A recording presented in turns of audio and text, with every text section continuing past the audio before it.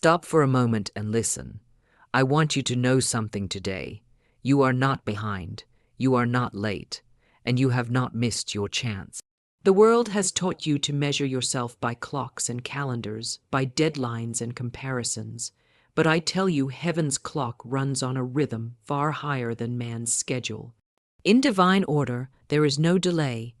What belongs to you by right of spirit arrives in your life at the precise moment it can bless you most, not 1 second before and not 1 second after.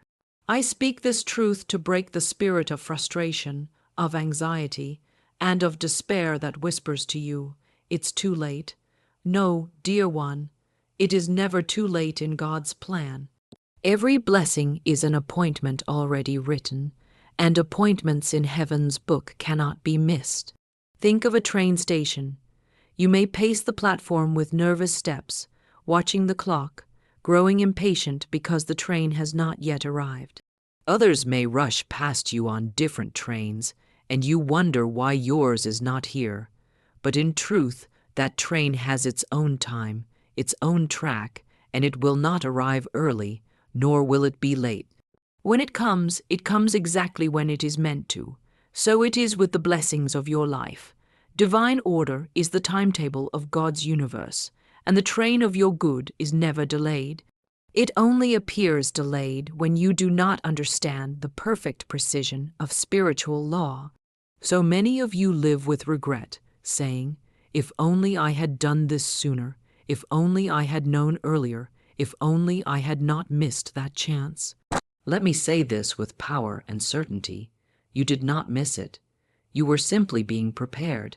Every step, even the ones that looked like detours, were laying down the tracks for the train of your blessing. You think it was wasted time, but in heaven there is no waste, no accident, no delay. The invisible work was happening behind the scenes. Just as the farmer does not accuse the seed of being late while it germinates in the soil, neither should you accuse yourself or life of being behind. The seed is on time, and so are you. I once had a student who longed for a position, but every door seemed closed. Weeks turned into months, and she grew discouraged, believing she had been forgotten. But I told her, in divine order, nothing is ever late. The right door will open at the right time. And so it was when her position came. It was not only better than the one she had desired, but it came with benefits she had not even imagined. She realized then that if the first door had opened earlier, she would have accepted less than God intended. Timing is not a punishment, it is a protection. Delay is not denial, it is divine preparation. You must guard your words. Never say, "I am too late, I am behind, my chance has passed." For by those words, you sign a false contract in the unseen, telling the universe to lock doors that were meant for you. Instead, affirm, "I am in perfect timing. My good comes quickly and easily, but never too soon and never too late. What is mine cannot be delayed." When you speak this way, you align yourself with the divine rhythm. And when your words agree with heaven's order, the whole universe conspires to bring your blessing into view. Let me give you another picture. Imagine a symphony orchestra. The violins have their part, the drums have their part, the flutes have their part. Each instrument enters not all at once, but at the appointed measure. If the trumpet were to play before its time, the music would be chaos. But when each waits for its moment, the sound is glorious. So too, your life is a symphony.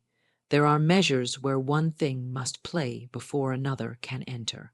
To cry out, "I am late," is to misunderstand the music. You are not late. You are an instrument waiting for your perfect measure. Trust the conductor. The divine knows the score. When you walk in this understanding, peace replaces panic. You stop envying others. You stop fearing loss. You stop rushing blindly.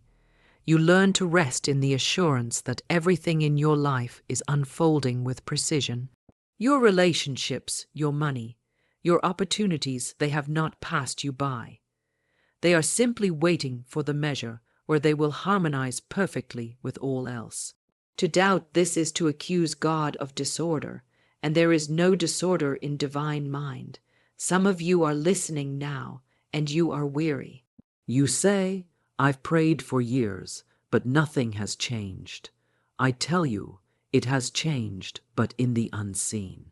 The receipt has already been signed in heaven, the package already dispatched. Just because the delivery van is not in sight does not mean it is not on the way. Many blessings arrive at the last hour, so you may learn trust and faith instead of fear and control. Your role is not to time the delivery, but to keep the space ready. Would you leave your door locked if you knew a guest was on their way? No, you would unlock it, set the table, prepare with joy. Do the same with your blessings. Act as if they are already en route. Prepare your life for them. In doing so, you magnetize the arrival. There is a reason Scripture says, "At the appointed time, it will come to pass." Appointment means it was scheduled before you were even aware of it. You cannot rush it, and you cannot miss it. What is yours will not pass you by. The only way to appear late is to believe in lateness and thereby close your own door. Stop rehearsing your age, your delays, your regrets. In spirit, you are ageless, timeless, always on schedule. Speak this truth until your heart believes it. I cannot miss what is mine. It arrives in perfect timing under grace. Beloved, I want to tell you something bold. Even your so-called mistakes are not late. Even the seasons you call wasted were woven into the design. The divine has a way of redeeming time, of folding your detours back into the path, like an artist turning an accidental brushstroke into part of the masterpiece. God wastes nothing. You think you are late because you compare yourself with others, but do not measure yourself against another's path. They are playing a different part in the symphony. Their train is not yours, their appointment not yours. Your timing is perfect for your blessing, and theirs is perfect for theirs. The law of perfect timing is freedom. Freedom from the tyranny of clocks, freedom from the prison of regret, freedom from the whip of comparison. It allows you to walk in peace, knowing that you cannot be left behind. The only true lateness is unbelief. But the moment you shift your belief, the moment you align your words with truth, the divine conductor lifts his hand, and the music moves forward once again. So hear me well, you are not late, you are right on time. Heaven's book has not crossed your name out. The page with your blessing is already written. It will unfold at the perfect moment. Trust, speak rightly, prepare with joy, and rest in peace. For nothing is ever late in divine order. Beloved, let me draw you closer to a truth many forget. The reason you feel late is not because heaven has failed, but because your human eyes mistake silence for absence. Your human mind looks at clocks, sees the progress of others, and concludes, I must be behind. But the spiritual world does not run on clocks. The divine does not measure your blessing by how many birthdays you have passed, or how many seasons you have waited. The only reason you believe you are delayed is because you measure with a human yardstick instead of a divine one. Think of the caterpillar. When it crawls, it may look at the birds flying and say, I am late.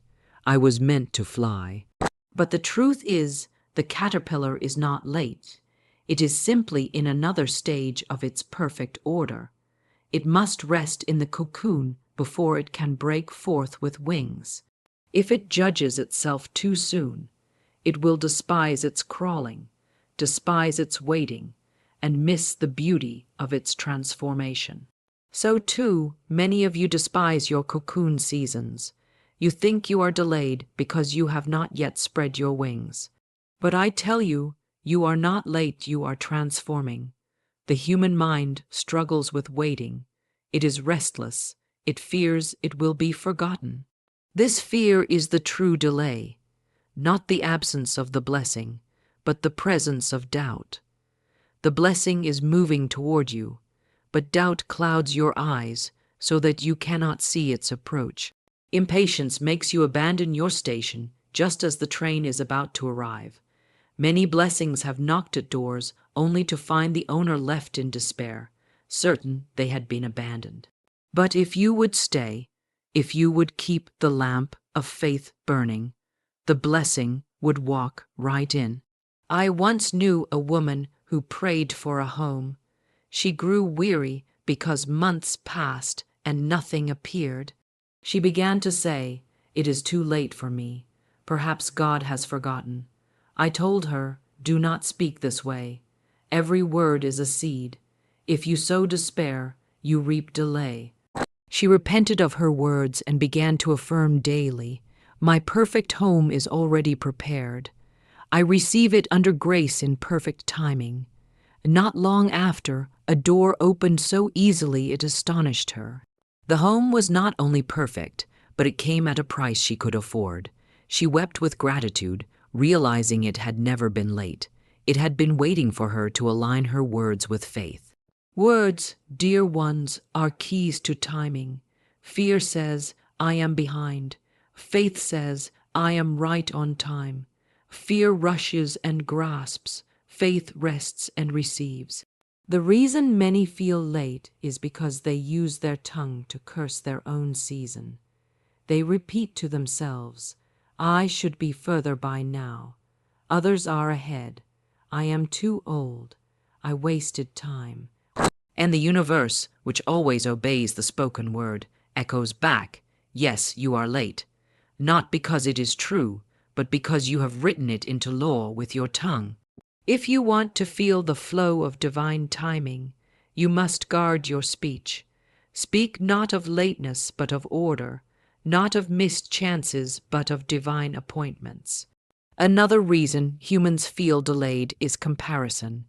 You see another person married when you are still single. You see another wealthy while you are still praying for provision. You see another achieving what you long for, and you say, "I am behind." But do you not see? Their season is not yours. Their train is not your train. If you judge yourself by their timetable, you will always feel late. But if you judge yourself by divine order, you will realize that your life is unfolding exactly as it must for your unique purpose. Flowers do not all bloom in the same month. The rose does not accuse itself for not blooming with the daisy. Each has its own season, and when its time comes, the earth is adorned with beauty. So too, your season will bloom, and all will marvel at its fragrance. There is also pride hidden in the feeling of delay. Pride whispers, "I know the best time. If it has not happened by now, it is wrong." But who are you to instruct the divine clock? You see only one page, but God holds the entire book. You know only today, but Spirit has prepared your tomorrow. To insist that you are late is to accuse heaven of negligence. It is to suggest that divine mind is careless with its children. But the truth is, the universe is precise, exact, mathematical in its timing. Stars do not fall out of place. Planets do not collide in chaos. Everything moves with perfect precision, and so does your life. To trust this is humility. To doubt this is pride. I want you to imagine something. Suppose you order a beautiful piece of furniture for your home. The craftsman tells you it will take 6 months to build, for it must be carved, polished, perfected. Now, imagine you call him after 1 month, furious, saying, "Where is my table? You are late." Would that not be foolish? The craftsman would tell you, "It is not late. It is being perfected." If I delivered it today, it would be half finished. So it is with your blessings. They are being crafted in the unseen, polished and prepared. If they arrived too soon, they would be incomplete. Trust the divine craftsman. Your blessing is not late. It is being perfected. Some of you are afraid because you think of age. You say, I am too old. It is too late for me. But spirit has no age. Spirit is timeless, eternal, ever fresh. The moment you align with divine order, time is redeemed. Years you thought wasted become years of wisdom that prepare you for your blessing. Did not Sarah bear a child in her old age? Did not Moses begin his mission at 80? Age is no barrier to divine timing. The only barrier is unbelief. Cast away the lie that you are too late. You are ageless in spirit, and what is yours will come no matter the number of candles on your cake. Now, let me warn you gently. When you push against timing, you invite counterfeit blessings. Impatience makes you grasp at what is not ready, at what is not yours, and later you weep because it cannot last. Many marriages, many businesses, many ventures collapse because they were born of impatience instead of timing. The fruit was plucked too soon, and it rotted before it could nourish. Learn to wait. What is yours will not run away. What is not yours you do not want. Better to wait for the perfect door than to rush into the wrong one. Let me give you a practice. Each time you feel anxious, say aloud, there is no lateness in divine order. My good is on time. Repeat it until your heart believes it. Write it where your eyes can see it. Whisper it when fear comes in the night. Speak it when envy whispers that others are ahead. These words are not empty. They are laws. And when you affirm them, you shift from fear to faith, from panic to peace. Beloved, you have not missed your season. You have not fallen behind. The divine calendar still has your name written on it. Stop cursing your path with despair. Stop comparing your chapter to another's. Stop demanding fruit before it's ripening. Trust, wait, prepare, and affirm. In doing so, you will see that you were never late. You were always right on time. Beloved one, now that you have seen why men and women feel late, let us move deeper into the practice of alignment. It is not enough to understand timing. You must also tune yourself to it, as a violinist tunes her instrument to the perfect pitch. If she plays out of tune, even the sweetest melody sounds sour. So it is with you. If your heart is not aligned with divine order, you may speak affirmations, you may pray, but the sound will be dissonant. Alignment is harmony, and harmony draws blessings like a magnet. How do we align? The first step is stillness. The human mind races ahead. It clutches at tomorrow. It despairs at yesterday. But the spirit speaks only in the present moment. When you learn to be still, you place yourself on heaven's wavelength. A restless heart is like muddy water. You cannot see through it. But when you are still, the mud settles, and the clear water reflects the divine face. Each day, give yourself moments of stillness. Sit quietly, breathe, and repeat. I am on time in divine order. Do not rush these words. Let them sink into your bones. Let them carry you beyond the clock and into eternity. Next comes speech. I have said it many times. Your word is your wand. To align with perfect timing, you must speak only what you wish to see. Do not say, I am late. I am behind. I have missed my chance. These are spells, and the universe takes them as orders. Instead, say, what is mine cannot be delayed. My good arrives swiftly and surely, under grace and in perfect ways. If you will keep this decree on your lips, you will see how quickly your life shifts. For the tongue is not a small thing. It is the rudder that steers your ship. Speak delay, and you drift into storms. Speak divine order, and you sail into calm harbors. The third practice is trust in divine interruptions. Often what you call a delay is not a delay, but a redirection. You plan to go one way, and a door closes. You weep, you panic, you say, "I am late now." But what if that closed door saved you from harm? What if it opened the way to something better? Once a man told me he missed a train and cursed his misfortune. Later, he discovered that train derailed. What looked like delay was deliverance. Another woman was bitter because a job did not hire her. Months later, the company collapsed. What she thought was rejection was in truth protection. To align with timing, you must trust interruptions. Say not, "I am late," but "I am redirected. Spirit is leading me to my perfect path." Beloved, let us talk also of gratitude. Gratitude is oil on the gears of divine timing. When you thank God for what you have, you attract more. When you despise your portion, you repel your harvest. Gratitude is agreement with heaven. It says, "I trust the process. I honor my today, even as I wait for my tomorrow." Begin and end your day with thanks. Thank the air you breathe, the bed on which you sleep, the friend who calls your name. Thank even the waiting, for in the waiting your character is forged. Gratitude makes the waiting sweet, and when the blessing comes, gratitude keeps it pure. Another practice is imagination. The unseen always precedes the seen. Aligning with timing requires that you see yourself already in possession of the thing you desire. When you imagine, you claim your good in the invisible, and once claimed, the universe must deliver it in the visible. Suppose you are waiting for healing. Each night before sleep, picture yourself walking in strength, breathing with ease, moving with freedom. Suppose you are waiting for prosperity.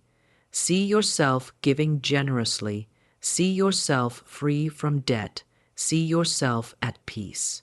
This imagination is the receipt in advance. When you picture it, you prove to the universe that you know it is already yours. And the universe, being lawful, must honor your vision. Now let us speak of surrender. Some of you want to dictate to heaven not only what you desire, but when it must arrive. You say, "I need it by Friday. I need it by next year." And when it does not come, you declare yourself abandoned. This is not alignment. This is control. The pot does not tell the potter when to finish shaping it. The child does not tell the mother when to birth. To align, you must surrender your deadlines. Say instead, "This or something better under grace in perfect timing." This is the secret phrase. It opens the way for miracles. It saves you from demanding too little or too soon. It allows the universe to exceed your request. Do not confuse surrender with passivity. Some believe that to wait on timing means to do nothing, but no, waiting is active. While the seed is underground, the farmer waters it, weeds the soil, and prepares the barn for harvest. So must you act in faith. If you pray for a new home, keep your belongings in order as if ready to move.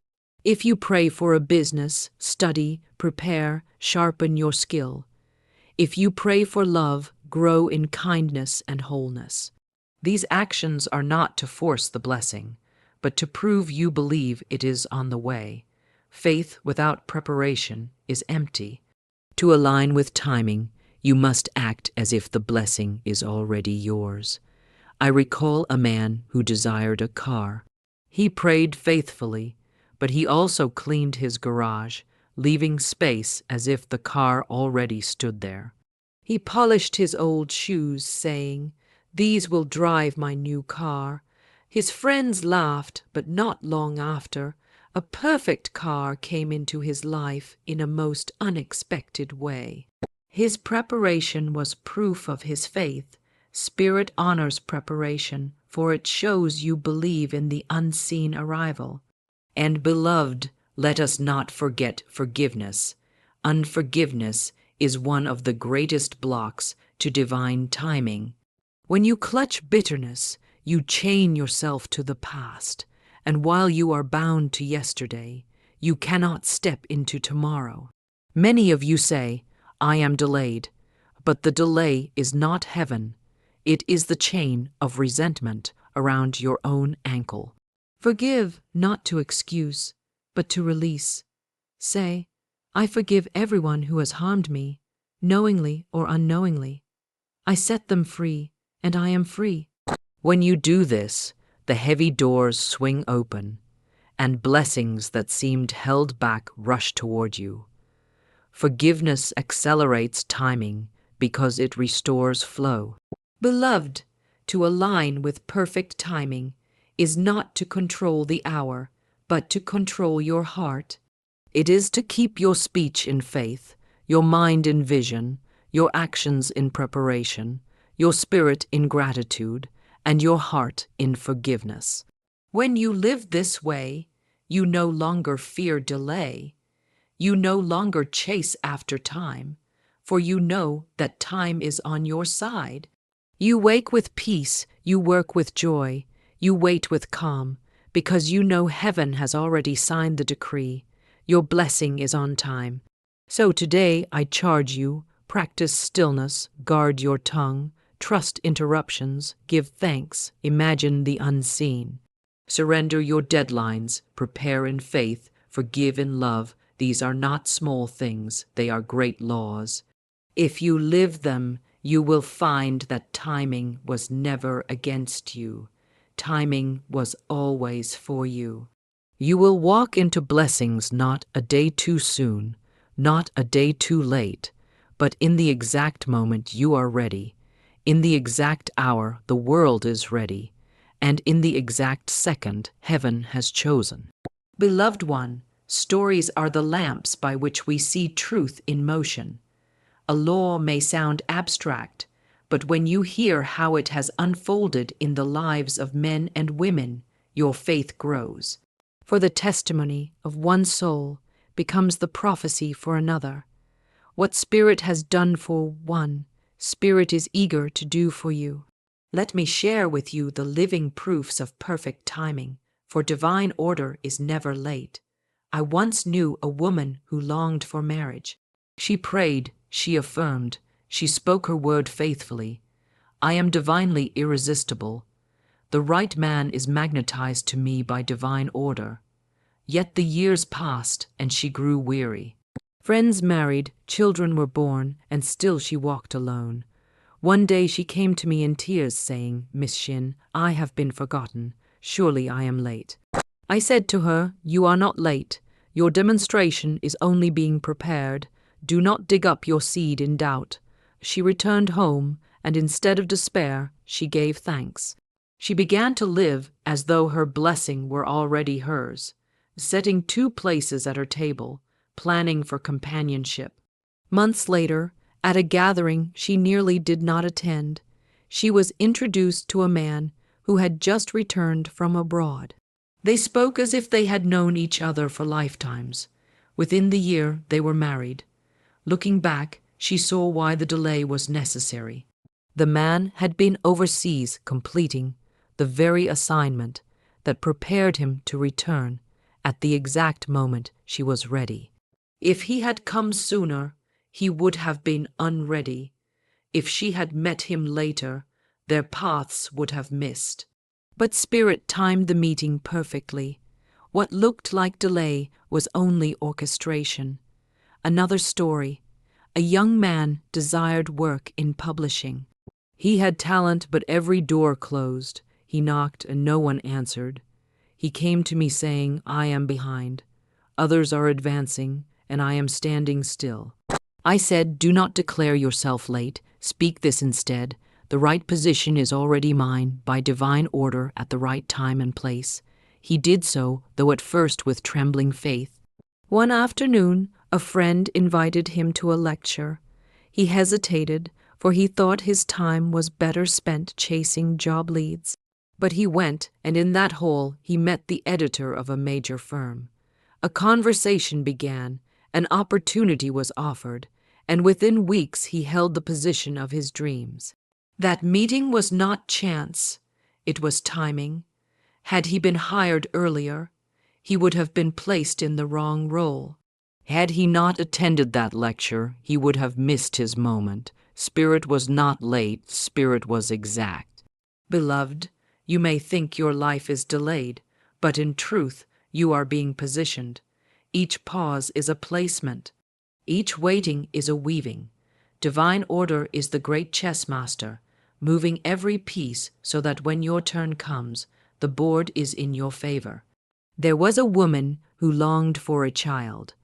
Doctors told her it was too late. She prayed with me, and I told her the age of spirit is ageless. Divine order knows no clock. Say, I am fertile in spirit.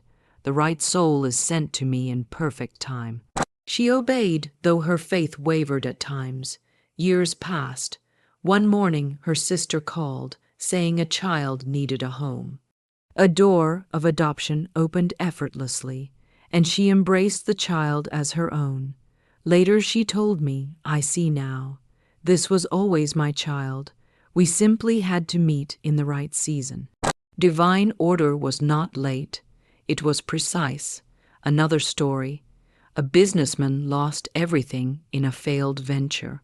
He was bitter, crying out that God had abandoned him. But I reminded him, there is no loss in spirit. What is yours cannot be taken. Say, I see divine compensation. Nothing is ever lost to me in divine order. He obeyed, though through clenched teeth at first. In time, a new idea came to him, one that never would have been born had his old business succeeded. He built it step by step, and it prospered beyond his imagination. Looking back, he said, had I held on to the first, I would have missed the greater. Spirit was never punishing me, it was positioning me. What he thought was delay was in fact promotion. Beloved, divine order is like a tapestry. From underneath, you see knots and tangles. From above, you see the pattern. You live underneath now, but trust that the pattern is real. Each delay, each detour is a thread being placed in perfection. I tell you also the story of a man who desired to travel. Every attempt failed, money fell short, doors closed. At last, when he surrendered and said, Spirit, I trust your timing, a friend unexpectedly offered him a ticket abroad. That journey led him to partnerships that changed his destiny. He told me later, if I had traveled earlier, I would have gone to the wrong place with the wrong company at the wrong time. Spirit was not withholding, it was preparing. Even in danger, timing reveals itself. One woman hurried one morning and missed her bus. She wept, thinking herself late. Yet that very bus collided on its route. Missing, it was not delay. It was deliverance. Spirit's clock is not your clock, yet it is always more accurate. Perhaps, dear one, you think yourself late in health. Your healing has tarried, your body is weary. Remember this, even illness may be the pause that leads to wisdom. I knew a man who, confined to bed, discovered writings and teachings he never would have sought otherwise. These shaped him, healed not only his body but his soul. Later he said, had I not been delayed in sickness, I never would have been advanced in spirit. Do you see, beloved? Every story whispers the same truth. Nothing is ever late. Spirit's calendar is not measured by human clocks, but by readiness. When the soil is ready, the seed breaks forth.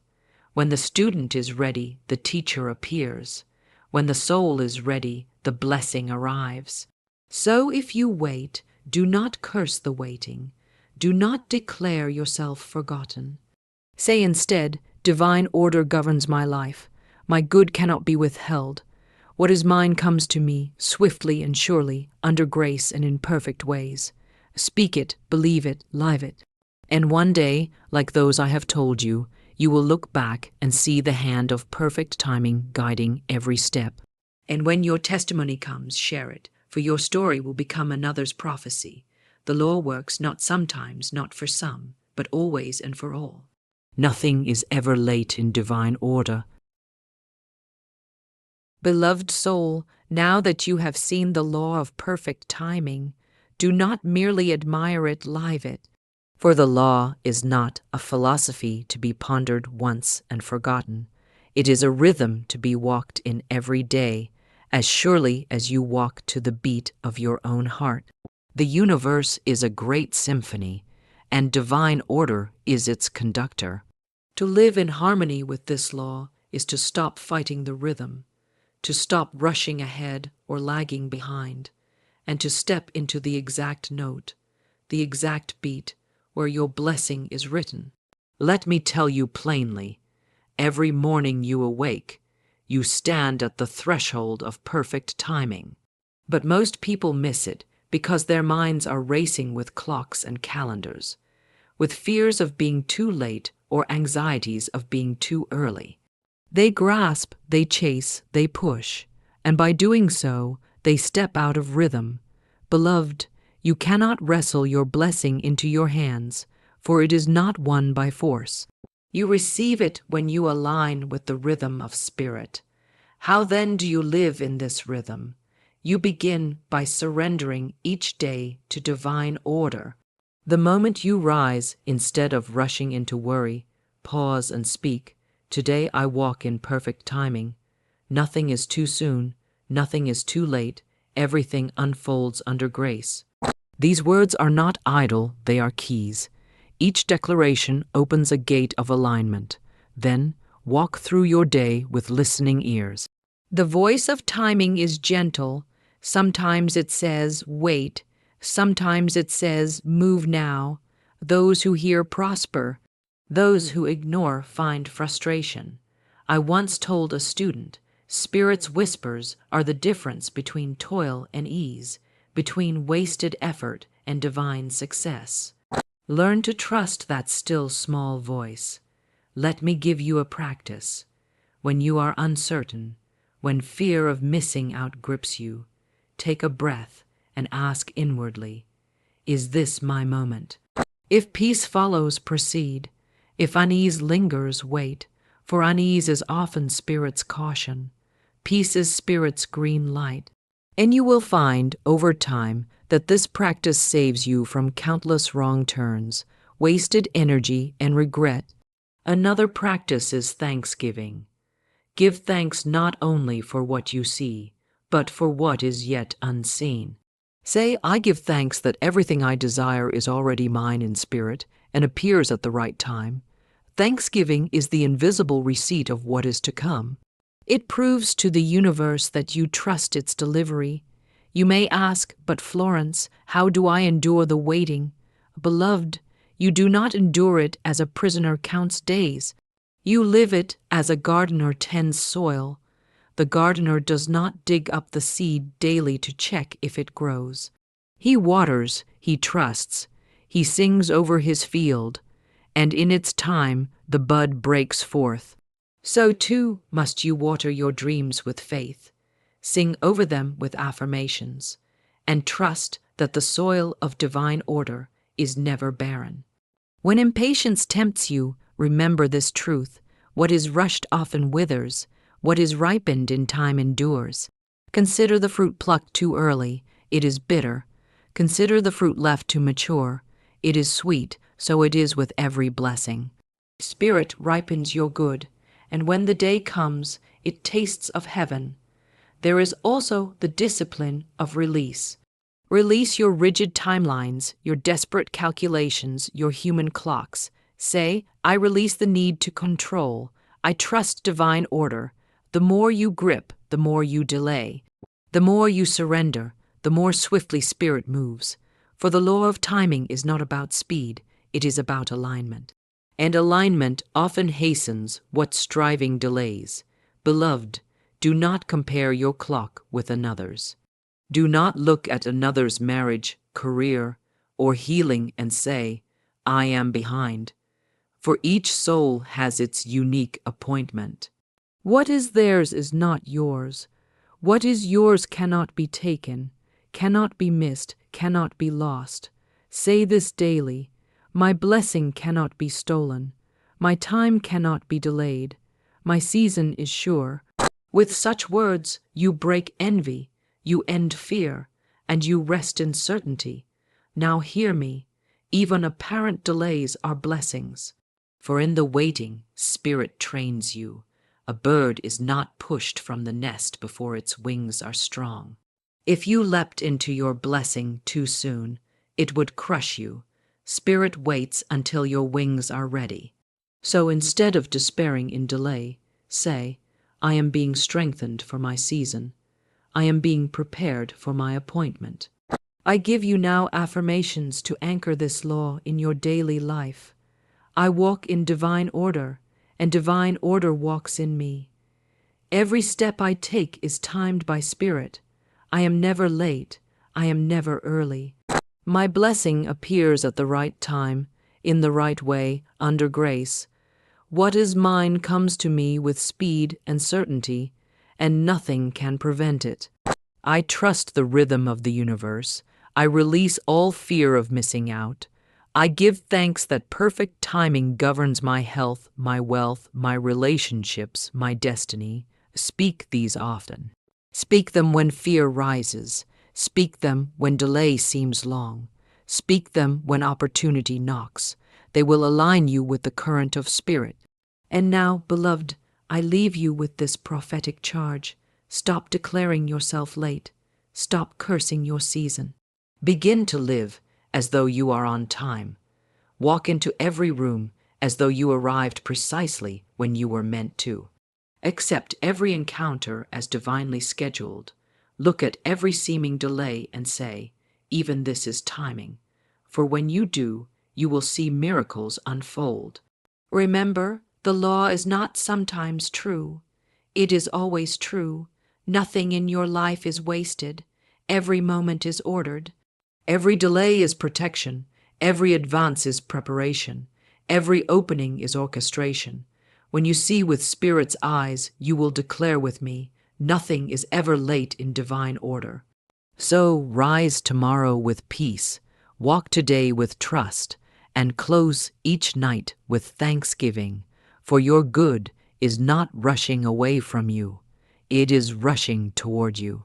At the exact moment, it will appear shining, undeniable, perfect. And when it does, may you lift your hands and say, surely the law is true. Divine order never failed me. Nothing was ever late. Everything was on time. Go now, beloved, and live not as one racing against the clock, but as one dancing with eternity. For you are already in rhythm. You are already in flow. You are already in perfect time. And so it is.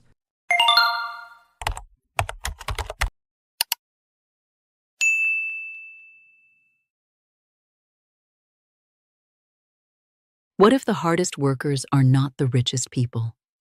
This is a truth that the world of hustle and grind doesn't want you to know. You were taught that your reward is tied directly to your struggle, that more effort, more sacrifice, more pushing will equal more return. So you push, you strive, you run on a treadmill of relentless doing, your soul convinced that the breakthrough you ache for is just one more exhausting step away. And yet, you see them, the ones I call the spiritual millionaires, those who seem to build empires on a quiet idea, who attract opportunities with a magnetic, almost bewildering ease. They seem to move through life with a calm certainty, and abundance follows them like a shadow. It is not luck. It is not a privilege you were denied. And it is certainly not because they are better or more deserving than you. They are simply operating from a different law, a first principle.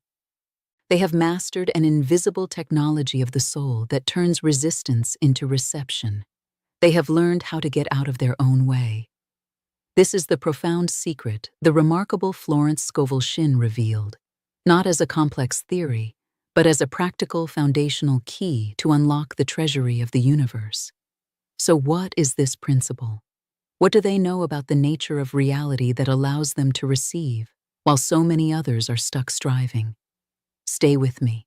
Let go of everything you think you know about making money, because we are about to recalibrate your entire relationship with abundance from the inside out. The core of this teaching, the very heart of this spiritual technology, is a fusion of two immense powers you already possess. The first is the power of your word. The second is the power of your stillness. Florence Scovel Shinn stated it with a clarity that cuts through all confusion. She said, "There is nothing on earth that can resist an absolutely non-resistant person." Let that land in your spirit, not in your mind, which will want to argue and debate it, but in your spirit, which recognizes truth. Nothing on earth can resist an absolutely non-resistant person. Most of us, especially as women, have been taught the opposite. We've been taught to strive, to push, to prove, to earn our place, to fight for what we want. We have been conditioned to believe that our value and our rewards are directly proportional to the visible effort we expend. And so, we bring this energy of resistance into our relationship with money. We resist our current circumstances. We resist our debt. We resist the feeling of lack. We fight against it. We wrestle with it.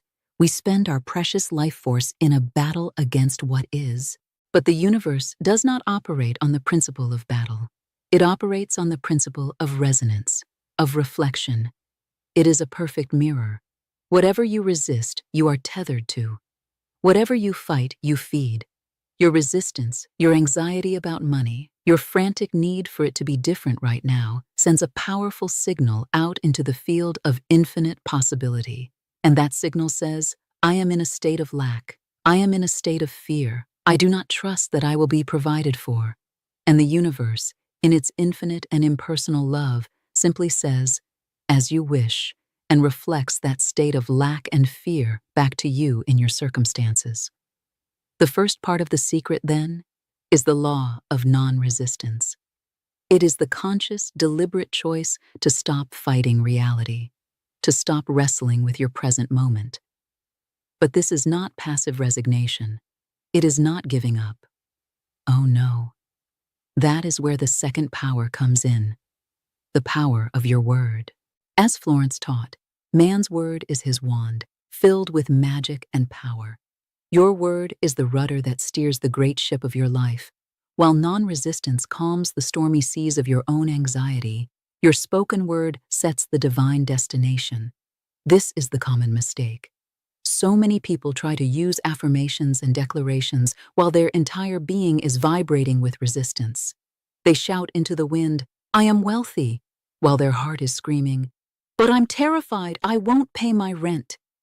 The universe doesn't hear the loud, desperate words. It feels the quiet, powerful vibration of the heart. The millionaire's first principle is the masterful combination of these two forces, to declare your destination with unshakable, quiet conviction, and then to enter a state of absolute non-resistance, a state of profound trust that the currents of life are now carrying you directly to it. It is the art of allowing, not forcing. It is the science of speaking and then letting go. This is the forgotten path to abundance. Not through struggle, but through surrender to a higher law. Let's make this real. Let's bring it down from the ethers and walk it through the hallways of your life. Picture a woman we'll call Amelia. Amelia is brilliant. She's talented, she's dedicated, and she wants a promotion at her creative agency more than anything. She deserves it. She's put in the hours, she's done the work, she's exceeded every metric. So she begins to practice what she thinks is manifestation.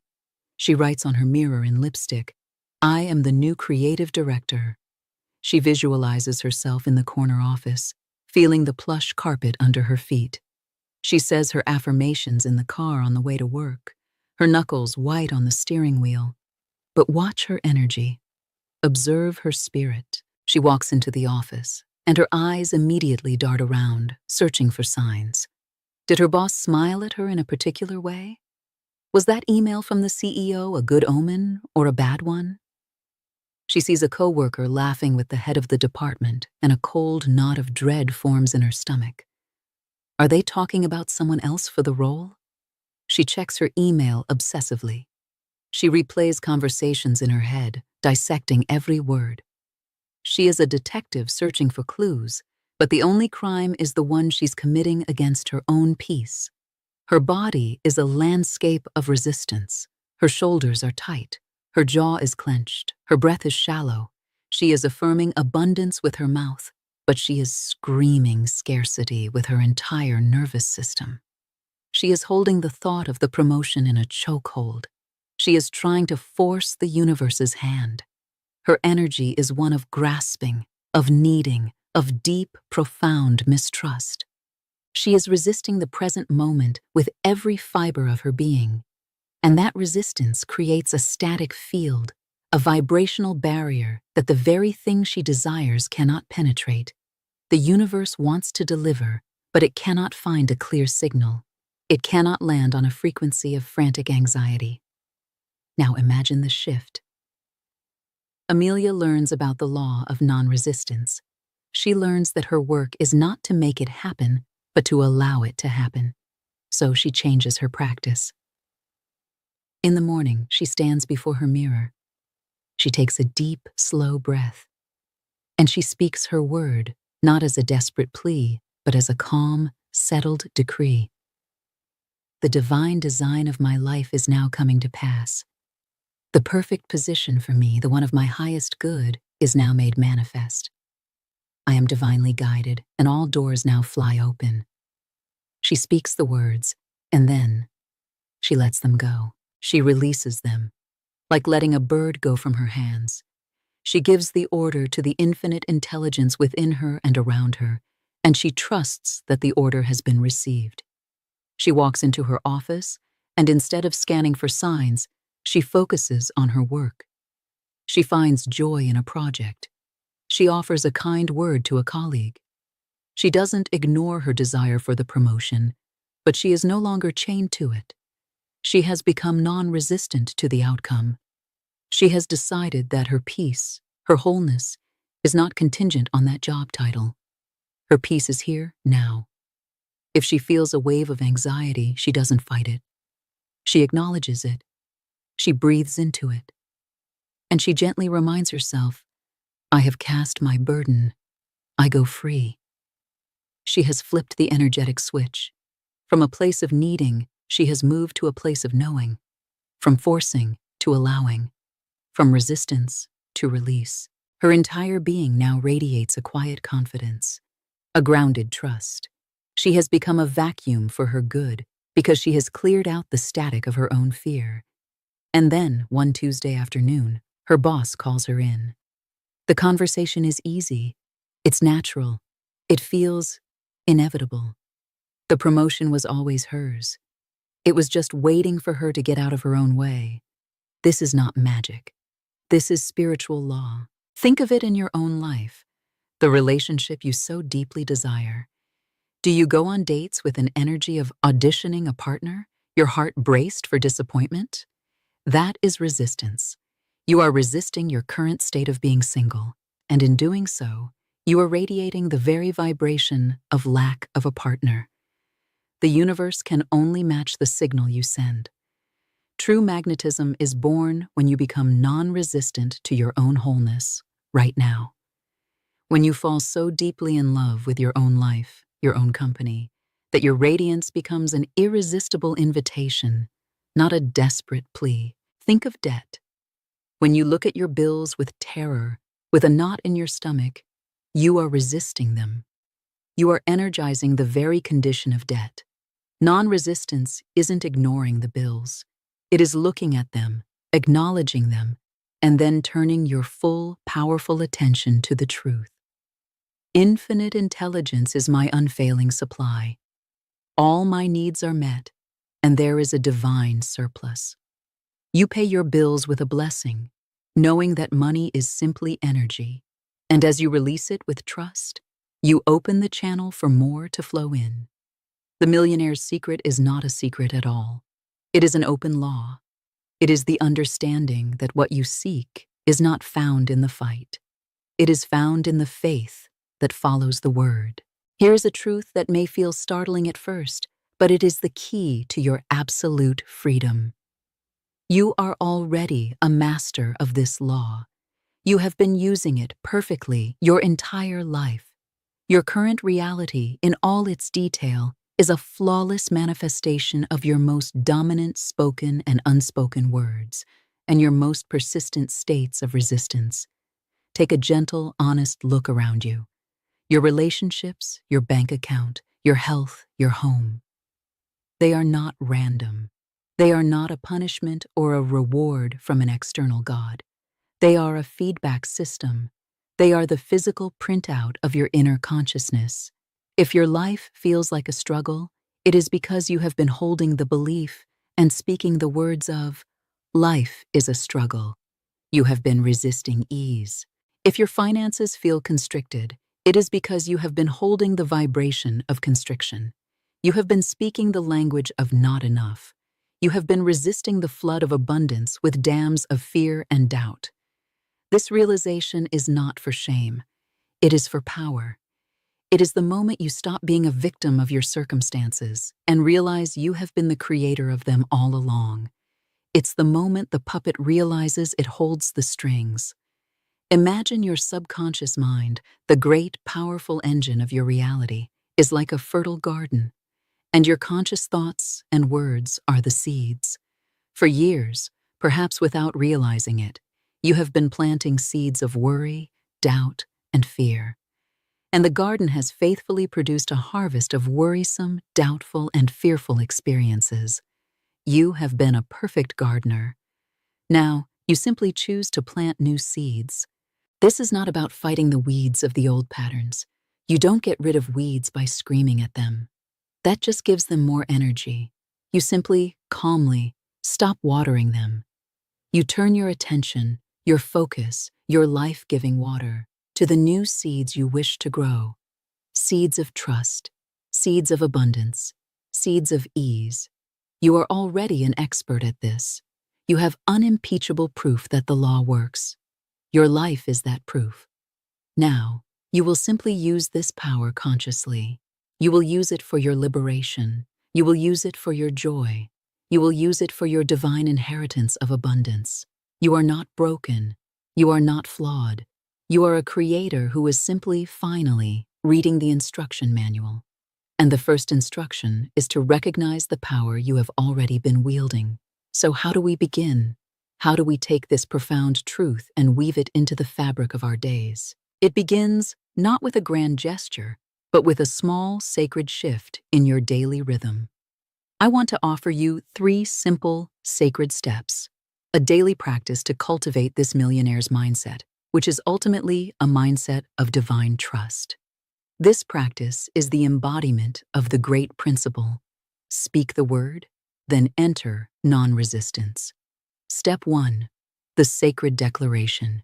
Each morning, before the world rushes in, find a moment of stillness. It doesn't have to be long, just a moment to connect with yourself. Take one deep, cleansing breath, and then speak your word. This is not a wish. It is not a hope.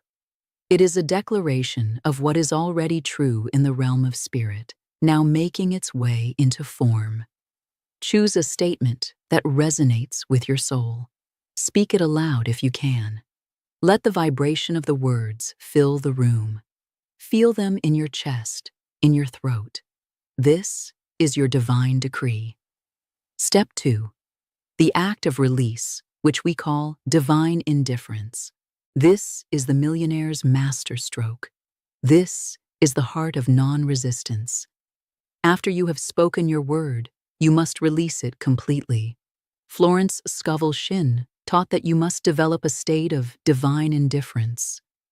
This is a calm, sacred detachment, a spiritual trust so deep it no longer needs constant proof. This does not mean you don't care or that you've become apathetic.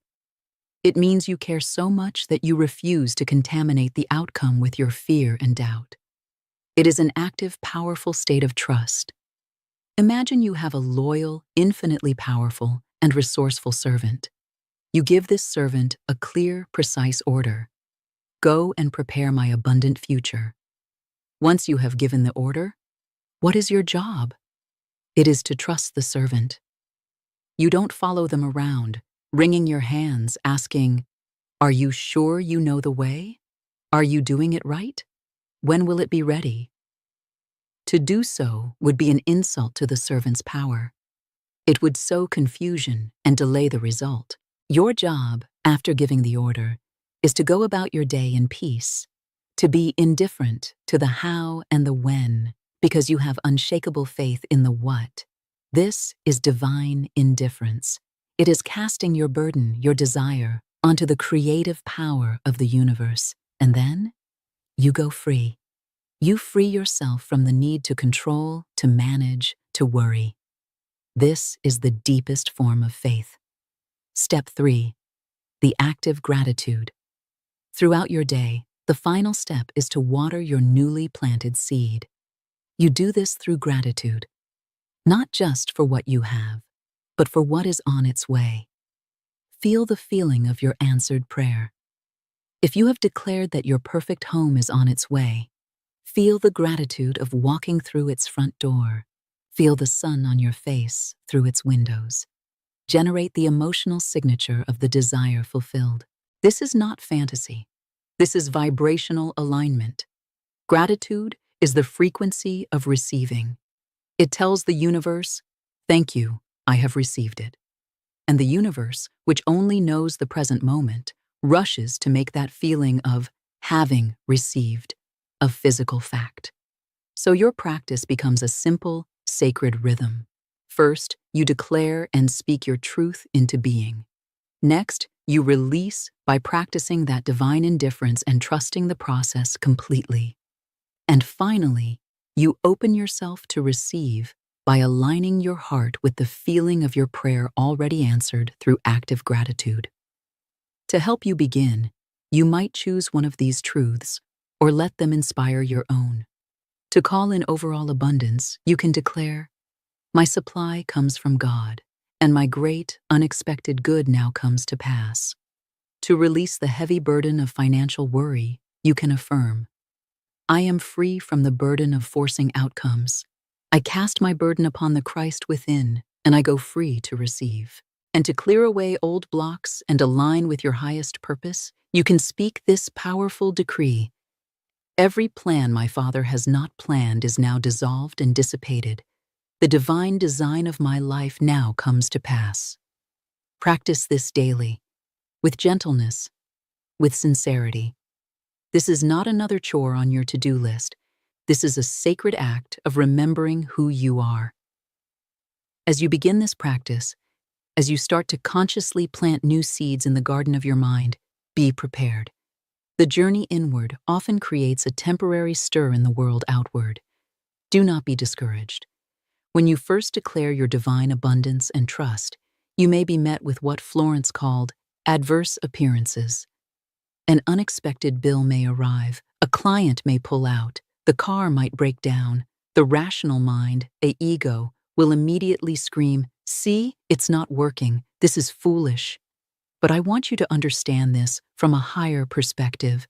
This is a powerful sign of success. Imagine your life is like a river that has been flowing in one direction for years, the direction of lack or struggle. When you make a powerful new declaration, you are building a dam and commanding the river to flow in a new direction, towards abundance and ease. What happens at first? There is turbulence. The old current pushes against the new direction. Debris from the riverbed gets kicked up, old fears, old beliefs, old patterns. This is the clearing. The old energy must be flushed out to make way for the new. That unexpected bill is not a sign of failure. It is the debris of an old belief system being washed away. See it not as a setback, but as a confirmation that your word is powerful enough to stir the very foundations of your reality. Breathe through it. Stand firm in your new truth. When the adverse appearance shows up, do not give it your power. Do not resist it. Acknowledge it and calmly speak your truth again. This has no power over me. Only my word has power. My supply is infinite, and my great good is on its way. You are flipping a circuit in your mind. At first, there may be sparks. The lights might flicker. This is normal. You are rerouting decades of energetic programming. Be gentle with yourself. Be patient. You are planting seeds in new soil. For a time, it looks like nothing is happening. All the work is being done underground, in the dark, in the quiet. A root system of faith is being established. If you dig up the seed every day to check on it, you will kill it. Your job during this phase is to trust the process, to practice your divine indifference, to water the unseen seed with your gratitude and your faith. The outer world is the very last thing to change. The inner shift comes first. Celebrate the feeling of peace. Celebrate the moment you catch yourself from falling into an old worry pattern. Celebrate the feeling of trust. These are the true signs that your millions, whether of money, of joy, of love, or of peace, are on their inevitable way to you. The outer manifestation is simply the last step in a process that has already succeeded within. So, we come to the end of our time together, but to the beginning of your conscious creation. Here is the ultimate truth I want to leave you with today. You are not broken. You were never broken. You are not someone who needs to be fixed. You are a powerful, divine creator who is simply remembering the laws of your own being. This journey is not about adding something to you that you do not have. It is not about becoming someone you are not. It is an excavation. It is the gentle clearing away of the dust and debris of fear, doubt, and false teaching, so that the radiant, infinitely abundant soul you already are can finally shine through. The millionaire's first principle is not about a number in a bank account. It is about a state of consciousness. It is about a sovereign state of trust. The money, the opportunities, the success, they are just the natural, inevitable byproducts of this inner alignment. This is the millionaire's first principle. It begins not with striving, but with speaking, not with fighting, but with faith, not with chasing, but with choosing to become a clear channel for what is already yours. Today you stand at a crossroads, a point of choice. You can continue down the well-worn path of resistance, the path of striving, forcing, worrying, and controlling, the path that has given you the exact results you have now. Or you can choose a new way. You can choose the path of the awakened creator, the path of the sacred word and divine indifference, the path of allowance, of trust, of non-resistance, the path where you allow the universe in all its love and infinite intelligence to serve you, to support you, to surprise and delight you. The choice is yours. It is made not in a year or a month, but in this very moment, with your very next breath. My invitation to you is to anchor this choice, to make it real. Declare your new allegiance in the comments below so that your word may go out into the world. Leave a comment and declare, "I am a master of divine indifference." Let that be your first act of conscious declaration. And as you go forward from this space, I leave you with one final question to carry in your heart, a question that holds the key to your next great leap. What is the one thing you are finally ready to stop resisting today? What if I told you that fear is not an enemy to be fought, that it is not a monster to be slain, or a wall to be overcome?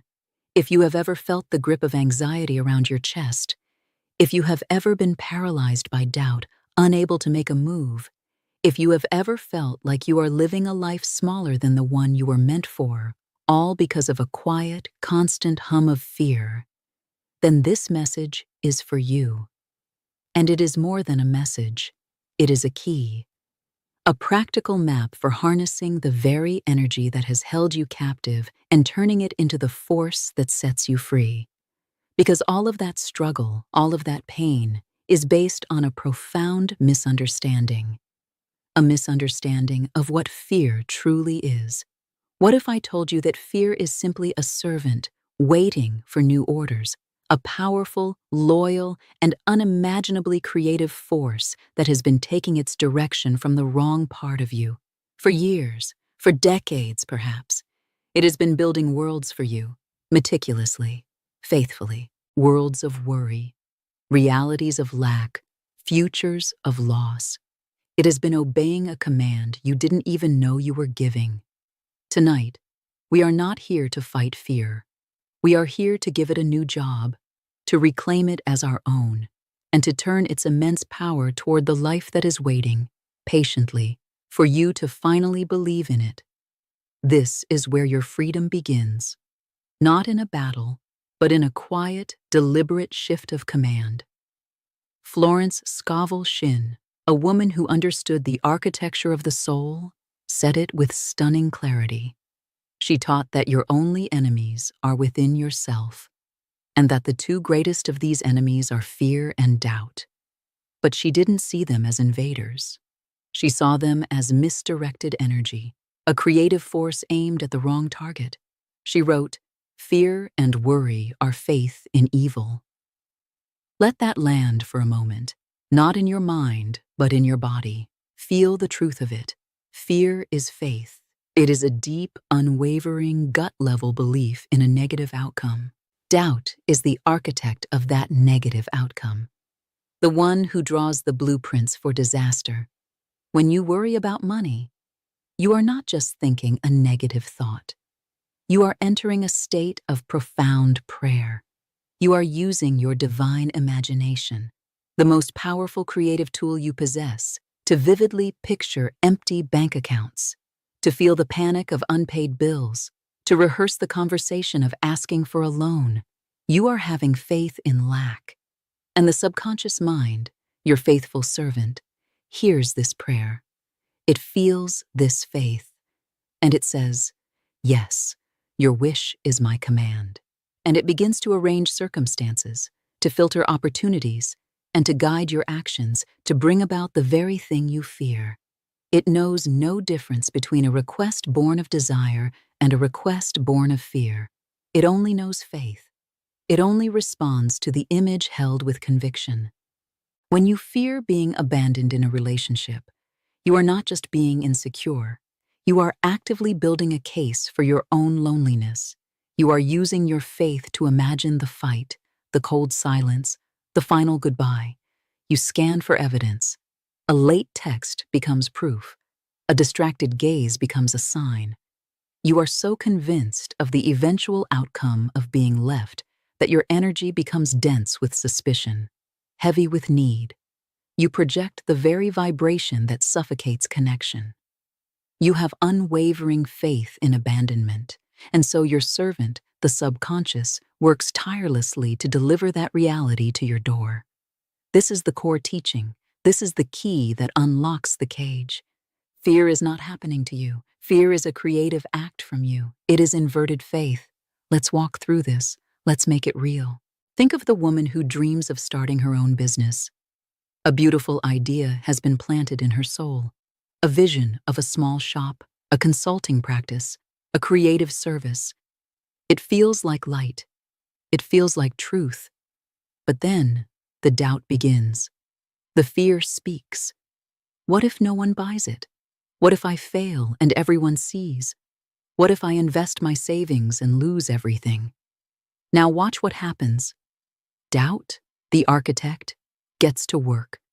It draws the blueprint of failure. The empty storefront, the mocking headlines in a local blog, the disappointed faces of her family. Fear, the servant, takes this blueprint and begins to build. It whispers to her in the morning, making her hesitate to post on social media. "It's not perfect yet," it says. It speaks to her in the afternoon, causing her to endlessly research competitors until she feels small and unoriginal. "They're already doing it better," it claims.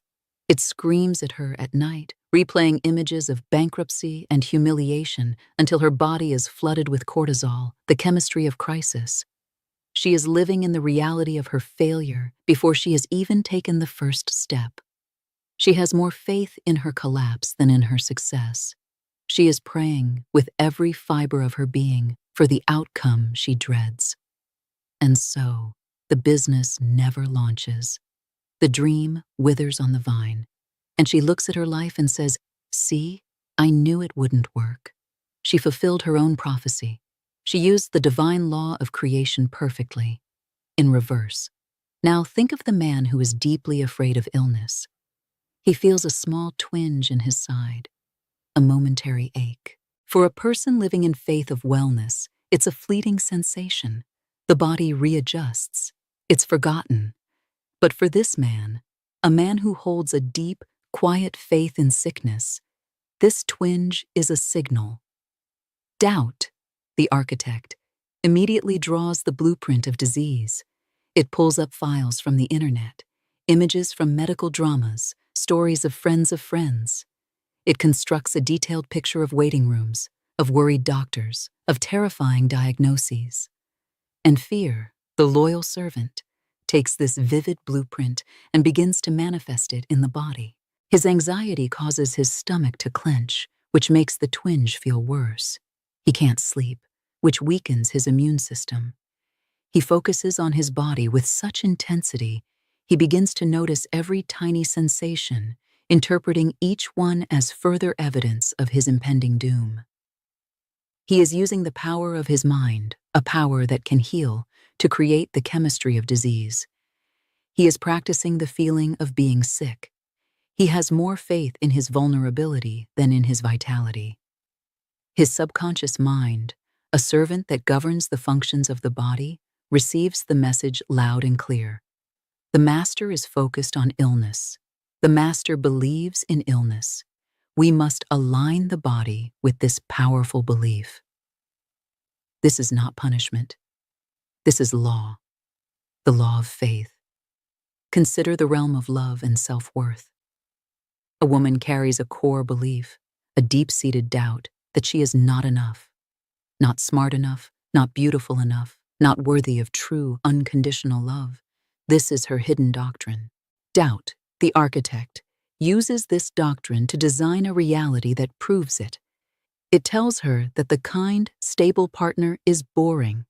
It tells her that the person who challenges her and makes her feel insecure is exciting and passionate. It designs a world where love is a game of earning, proving, and chasing, and fear, the servant, brings this world to life.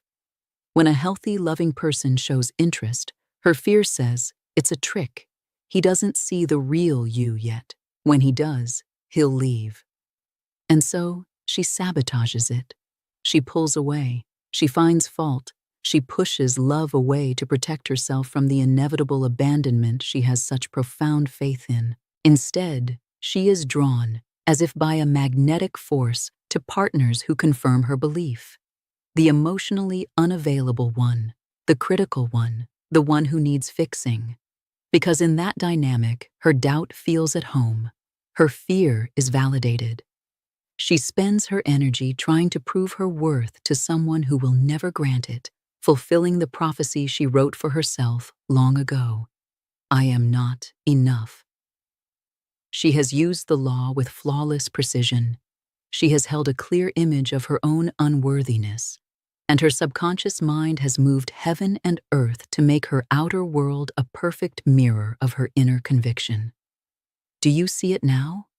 Do you feel the shift in this understanding? This is the moment of empowerment. The moment you stop seeing yourself as a victim of fear, and you start seeing yourself as the master who has been giving it orders. You are not broken. You have not failed. You have been using a divine, immutable law perfectly. You have been a powerful creator, a master sculptor, an obedient follower of your own deepest beliefs. You have been shaping reality with the energy of fear. You have been watering the weeds of doubt with the rain of your attention. And the reason this is the best news you could possibly hear is because if you have the power to create a reality from fear, you have the exact same power to create a reality from faith. It is the same switch. It is the same current. It is the same creative muscle. All that is required now is a conscious decision to change the direction of your power. You are not learning a new skill. You are simply remembering your divine authority. So, how do we do this? How do we make this practical, tangible, and real in our daily lives? We begin with simple, sacred steps. We don't try to fight the ocean of old programming. We simply introduce a new current. Here is your practice. 3 sacred steps to reclaim your power from fear and doubt. The first step, the sacred neutralization. When a fear thought arises, and it will, that is its habit, do not fight it. Do not wrestle with it. Do not shame yourself for having it. Fighting it gives it more energy. It's like trying to push a boulder uphill. Instead, you neutralize it with a declaration of truth. You see the thought, I'm never going to have enough money. You acknowledge it without panic. You see it for what it is, an old blueprint, an echo from a past command. And then you speak, out loud if you can, a statement of higher law.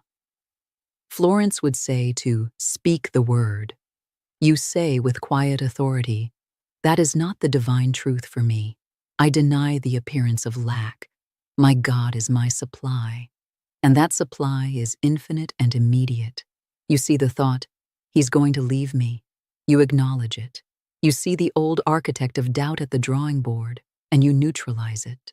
That is a lie from the race mind of fear. I deny its power. My life is governed by divine love. I am harmony. I am loved, and I am secure. You feel the fear of illness. You neutralize it. I deny the authority of this sensation. Every cell of my body is an idea of perfect health in the divine mind, and I now register that perfection. I am whole. I am well. I am vibrant. You are not arguing with the fear. You are canceling the order. You are a queen, calmly telling a servant, no, we will not be having that for dinner. The menu has changed. You do this every single time the fear appears, calmly, firmly. You are overriding the old signal with a new, clearer one. The second step, the active imprint. After you have neutralized the old command, you must issue a new one. Nature abhors a vacuum. Your imagination will create something. So you must consciously give it the new blueprint. This is what Florence called imaging. It is the deliberate, joyful act of picturing your desired reality as if it were already true. If your fear is lack, you will take 5 minutes to close your eyes and actively imprint the feeling of abundance. Don't just think, I want more money. That is a prayer of lack. Instead, feel the reality of having it. Imagine opening your banking app and seeing a number that brings you a feeling of deep peace and security. Imagine the joy of paying your bills early. Imagine the freedom of buying a gift for someone you love without a second thought. Feel the gratitude. Feel the relief. Feel it in your body. Your subconscious mind responds to feeling, not to words alone. You are giving your servant a new, beautiful blueprint to work from. If your fear is loneliness, you will actively imprint the feeling of secure, loving connection. Imagine sitting with a partner, not saying a word, and feeling completely safe. Imagine laughing together, your hand in theirs. Feel the warmth. Feel the trust. Feel the profound peace of being fully seen and accepted. You are not picturing a specific person's face. You are imprinting the feeling state of divine love made manifest. You are building the energetic container for that love to pour into. If your fear is failure, you will actively imprint the feeling of success. Imagine receiving the email that says yes. Imagine seeing the praise for your work. Imagine the feeling of pride and accomplishment, the deep inner knowing that you did it. Feel the satisfaction. Feel the flow. You are using your faith for yourself instead of against yourself. You are praying for what you desire, with the same conviction you once used to pray for what you dreaded. The third step, the grateful release. Once you have neutralized the fear and imprinted the new reality, you must let it go. This is perhaps the most crucial step. You must release it to the infinite intelligence that knows how to bring it into form. You have placed your order with the universe. You do not stand by the kitchen door, tapping your foot and worrying if the chef got the order. That is doubt. That cancels the request. You place your order, and you go about your day in happy expectation, knowing it is being prepared for you. This is faith in action. You act as if your prayer has already been answered. How do you do this? Through gratitude. You say, "Thank you, Father, that my supply is here. Thank you that my perfect health is manifest. Thank you that my heart is whole." You give thanks in advance. This is the ultimate statement of trust. It seals your new reality. It tells your subconscious mind, the deal is done. It is finished. So, the daily practice is simple. Neutralize, see the fear, and calmly declare the higher truth. Imprint, feel the reality of your desire as if it's already here. Release, give thanks and let it go, acting as if it is done. Here are a few affirmations written in the language of this law to carry with you. Speak them with authority. They are not wishes. They are decrees. I cast this burden of fear and doubt on the Christ within, and I go free. My mind, body, and affairs are now governed by divine faith, and all things are possible. I am undisturbed by appearances, for I walk by the law of faith, not by sight. Divine intelligence is now dissolving every obstacle and clearing my perfect path to success and joy. The light of my own consciousness casts out all darkness. I am fearless and powerful, for I know that I and the Father are one. My word is law unto my world. Now, a word of gentle encouragement for the journey. When you first begin this practice, you may feel a resistance. The outer world may not change overnight. In fact, sometimes things can seem to get a little shaky. The old fears might roar louder for a moment. Doubt may come back with what feels like overwhelming evidence. Do not be discouraged. This is a powerful sign of success. Imagine you have been living in a house wired for dim, flickering lights. Your life has been lit by the 20-watt bulbs of fear. Now you've decided to rewire the entire house for brilliant, steady, joyful light. When the divine electrician begins to work, the old wires have to be pulled out, the circuits have to be flipped. For a moment, there might be a flicker. There might even be a moment of darkness as the old current is shut off before the new one is switched on. That turbulence is not a sign of failure. It is the sign of rewiring. It is the evidence that your new command has been heard. Think of it like clearing a neglected garden. For years, the weeds of fear and doubt have grown thick. Now you have decided to plant a garden of faith and abundance. The first step is to pull the old weeds. This disturbs the soil. It looks messy. It looks chaotic. It doesn't look like a beautiful garden yet. It looks like a construction site.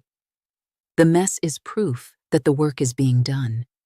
You must keep clearing the soil, neutralizing fear, and planting the new seeds, imprinting faith, knowing that the harvest is inevitable. Do not judge the success of your inner work by the immediate outer picture. The outer world is an echo of past beliefs. It takes a little time for the new sound of your faith to travel and return to you as a new echo. Trust the turn. A great ship on the ocean does not pivot instantly. When the captain turns the wheel, the vessel groans. It resists. It slowly, powerfully begins to arc into its new direction. That initial resistance is the proof that the turn has begun, so be gentle with yourself. Stay in the quiet conviction of your practice. This is not a battle. It is a remembrance. You are not broken. You were never flawed. You are not being punished. You are simply a powerful creator who is remembering the truth of her power. You were a queen who had forgotten the authority in her own voice, an artist told to paint her world with only the colors of fear and doubt. Today, you reclaim your throne and the entire palette, the vibrant reds of courage, the brilliant yellows of joy, the deep blues of peace, and the glowing golds of abundance. The choice was always yours. The power was always within you. And so today, I invite you to make a new law for your life, a new declaration.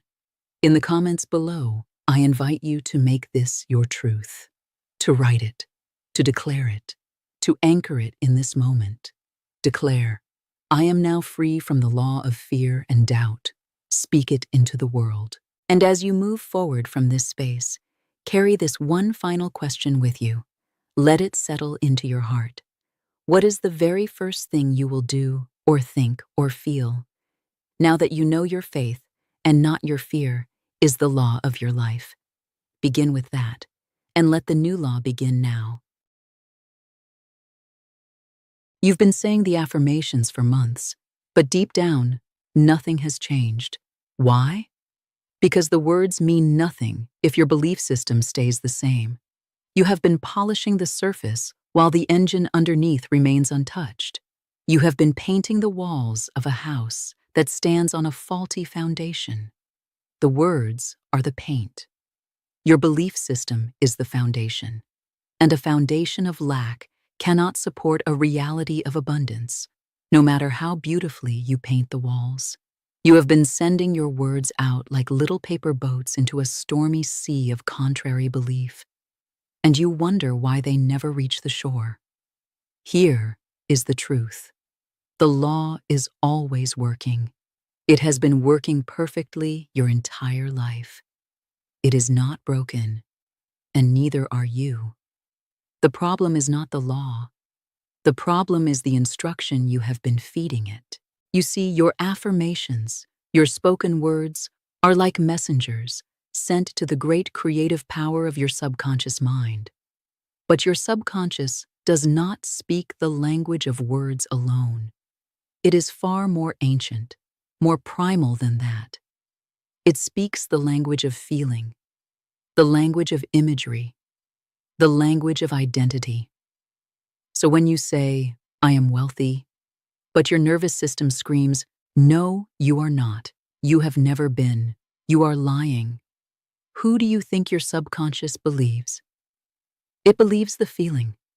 It believes the deep, cellular, historical belief. It believes the identity you have been rehearsing for years.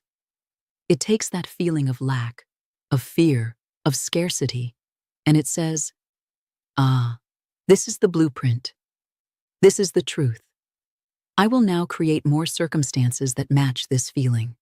Your words become hollow echoes in a chamber that is already vibrating with an older, stronger frequency. The great spiritual teacher Florence Scovel Shinn stated it with breathtaking clarity. She said, man can only receive what he sees himself receiving. Read that again. Not what he says he is receiving, not what he wishes he were receiving, but what he sees himself in the theater of his own mind, in the core of his own being, as worthy and capable of receiving. This is the missing bridge, the chasm between the words you speak and the reality you live. It is the distance between a hollow mantra and an embodied belief. Today, we are not just going to cross that bridge. We are going to become the bridge. We are going to rewire your belief system from the inside out, so that your words are no longer empty wishes, but powerful wands of creation. Let's begin. To understand how to build a new reality, you must first become a gentle, compassionate archaeologist of your current one. You must be willing to see what you have already built, without judgment, without shame, but with a clear and loving eye. Think about the area of your life where you feel the most stuck. Let's take money, for example. You say the words, "I am a magnet for financial abundance." You write it in your journal. You might even have it on a sticky note on your laptop. It's a beautiful phrase. But let's look at the emotional reality. An unexpected expense lands in your inbox. What is the immediate visceral reaction in your body? Is it a calm knowing that all is well, that you are supported? Or is it a jolt of adrenaline, a tightening in your chest, a familiar sinking feeling of, here we go again, there's never enough? That feeling, that is your real affirmation. When you think about asking for a raise, what is the quiet, looping story in your mind? Is it, I provide immense value and I am worthy of generous compensation? Or is it a whisper of, they'll say no, I shouldn't ask for too much, I should just be grateful for what I have? That whisper, that is your true belief system at work. It's the same with love. You can affirm, I attract my perfect loving partner. But if you spend your evenings scrolling through images of other happy couples with a pang of envy, if you consistently choose partners who require you to shrink yourself, if your internal dialogue is a constant critique of your body, your personality, your worthiness, then your lived reality is a direct reflection of that inner state. Your subconscious mind, that faithful servant, is simply obeying the most consistent, most emotionally charged command it receives. It isn't listening to the pretty words you say for 5 minutes in the morning. It's listening to the 24-hour broadcast of your deepest, truest feelings about yourself and the world. Florence Scovel Shinn taught that man must be careful of his words, for they go forth into the invisible and build life and death. But this goes deeper than just spoken words. It's about the silent words you speak to yourself, the words of your body language, the words of your assumptions, the words of your reactions. These are the bricks and mortar of your reality. And here is where the power returns to you. Here is the great, illuminating moment. You are not a victim of this process. You are the master of it. You have been a master creator all along, flawlessly manifesting a reality that perfectly matches your dominant inner state. You are not broken. The law is not broken. You have simply been running an old program, an outdated blueprint handed down to you by family, by society, by past experiences. Today, you become the conscious programmer. Today, you reclaim the architect's pen. You are not trying to learn a new skill. You are simply remembering the power that has been yours all along. You are choosing, with intention, to give your faithful servant a new set of instructions. And this time, the instructions will align with the deepest desires of your soul. This is not about force. It is not about fighting with your mind. It is about rhythm. It is about gentle, persistent repatterning. We don't reprogram our minds through struggle. We reprogram them through sacred, consistent practice. I am going to give you a simple 3-step process. I call it the sacred rewiring practice. This is not a chore. This is a daily act of devotion to yourself. It is the most important meeting you will take all day. Find a quiet space, a sacred moment, morning or night. Put a hand on your heart. Breathe and begin. Step 1. The gentle witnessing. Before you can build a new house, you must see the foundation of the old one. You cannot release a belief you are not aware you are holding. So, for the first few minutes, you will simply witness. With infinite gentleness, ask yourself, what is the old, untrue story I have been living? Let it surface without judgment. Perhaps it's the story of, I have to work hard for every dollar, or good things don't last, or I am always the one who gets left behind, or I'm not qualified enough. Don't fight it. Don't wrestle with it. Just see it. Acknowledge it. Thank it even. It was a program that likely kept you safe at one point in your life. It was a shield, but you no longer need it. Now, you will consciously interrupt this loop. You are not going to leap from I am worthless to I am a magnificent goddess in one go. The nervous system will reject that. Instead, we build a bridge of neutrality. You will speak a simple, powerful phrase aloud, something like, I see this belief. I am willing to see this differently now. Or, I am open to letting this pattern go. Or, this was a story, and I am ready to write a new one. Feel the shift. It's a subtle release. You are not denying the old belief's existence. You are simply revoking its power. You are moving it from the driver's seat to the passenger seat. Step 2.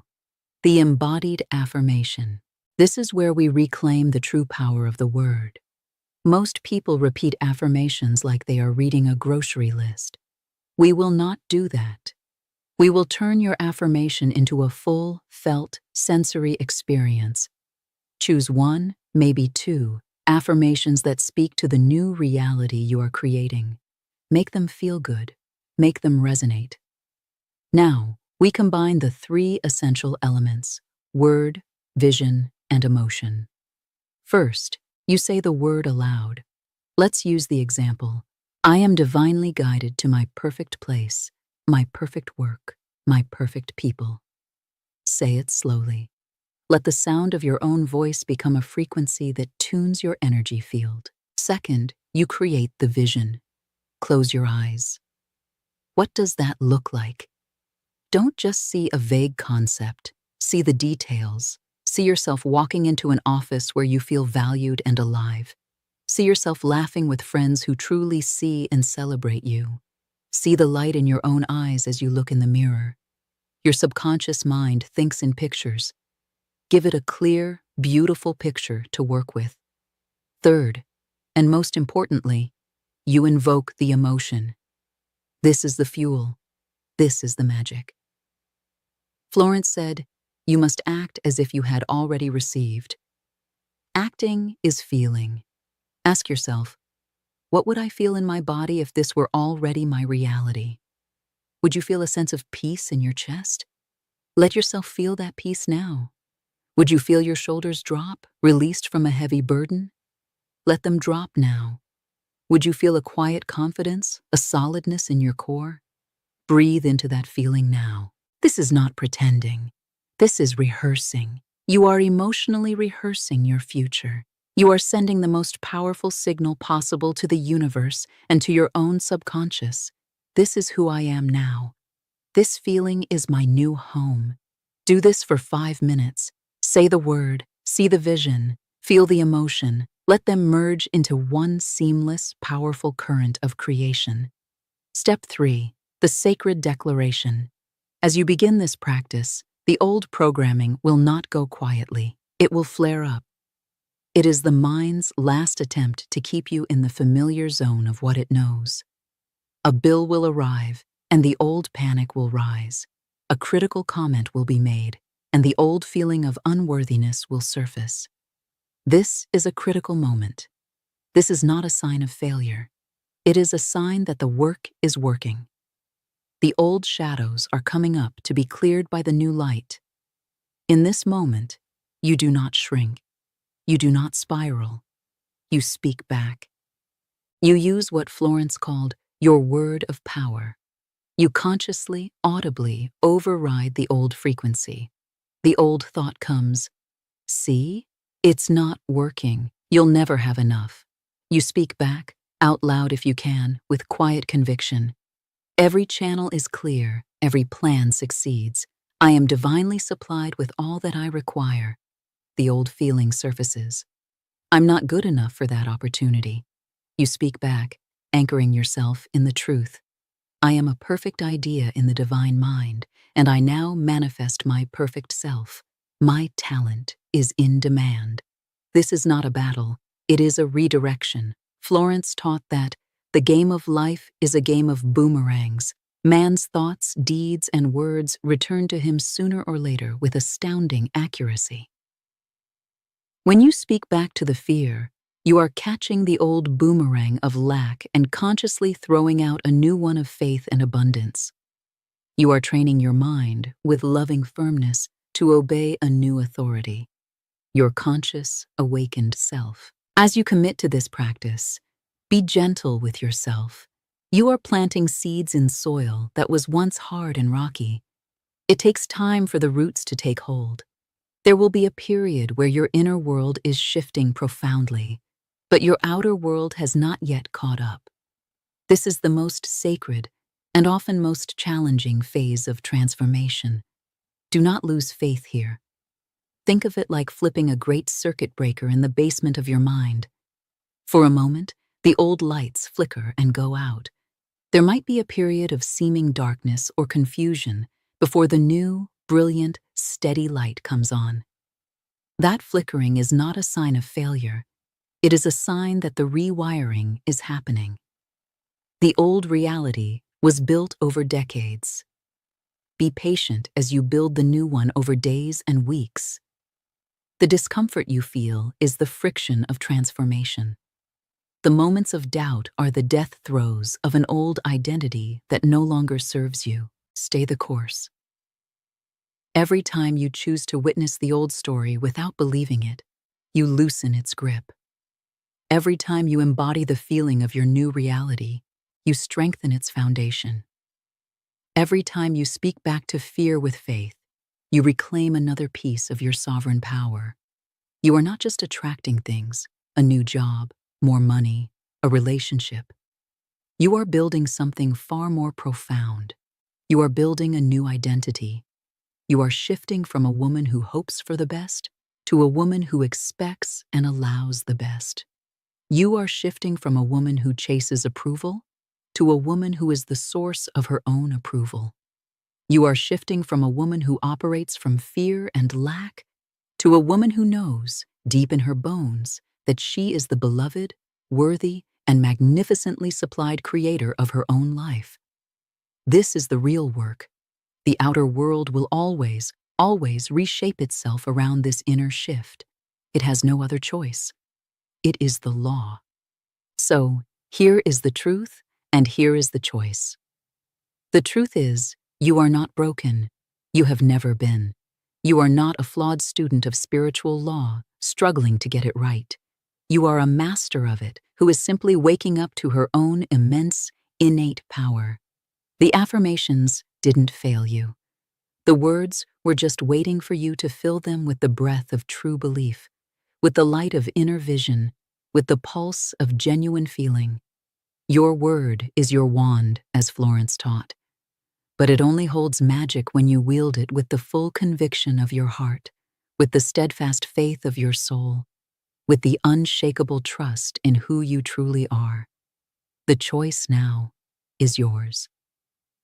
Will you continue to speak hollow words into a system that is programmed for an old reality? Or will you begin the sacred rhythmic work of rewiring your very being to become a vibrational match for the miracles that are already waiting for you? This is your moment of reclamation. I invite you to make a declaration, not just to me, but to yourself, to the universe. Let this be the moment your shift begins. Go to the comments and declare the old belief you are now ready to release and the new truth you are choosing to embody in its place. This is not just a comment. This is a contract with your soul. Your words have power. Your choice has power. Your feeling has power. What new truth are you choosing to feel, to see, and to become, starting right now? Listen closely, for the words you speak carry power greater than you imagine. Your voice is not a mere sound. It is the architect of your fate, the instrument through which divine law moves and shapes your life. There are words you utter daily without thought, words that bind you to old pains, chains of fear, and invisible prisons. And there are words you dare not say until your soul is ready, until your spirit has made peace with release. This teaching is a sacred warning. Don't ever say certain words unless you are truly ready to let go. Because speaking without readiness is like opening a door to the storm without shelter. It invites chaos into your heart and confusion into your path. Many have spoken their release too soon and found themselves lost in the wilderness of delay, pain, and shattered hope.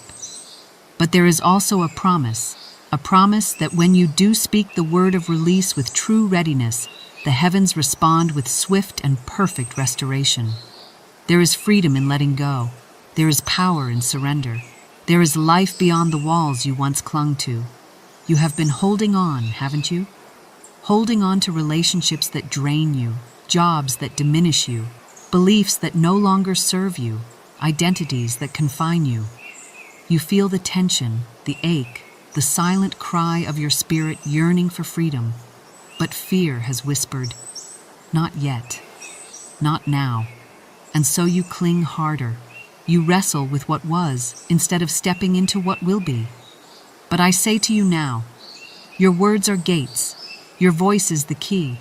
If you speak release too soon, without the sacred readiness, your word becomes a curse, a heavy stone that drags you down deeper.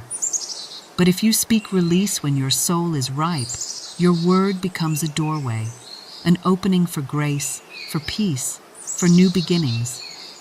The moment you say the sacred phrase, prepared, certain, free, your spirit aligns with divine timing. You will feel the winds shift.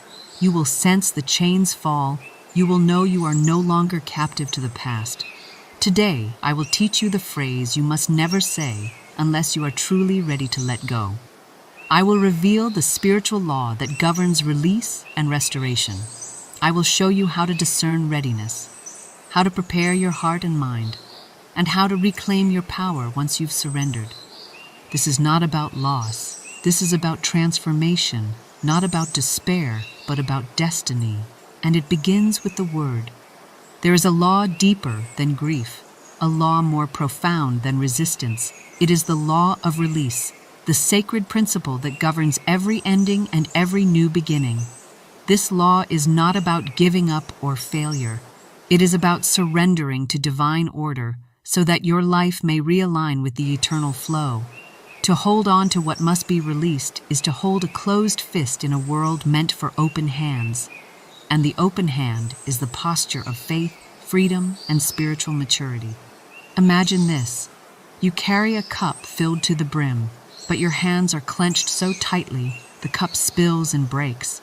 Your grasping does not secure, it destroys.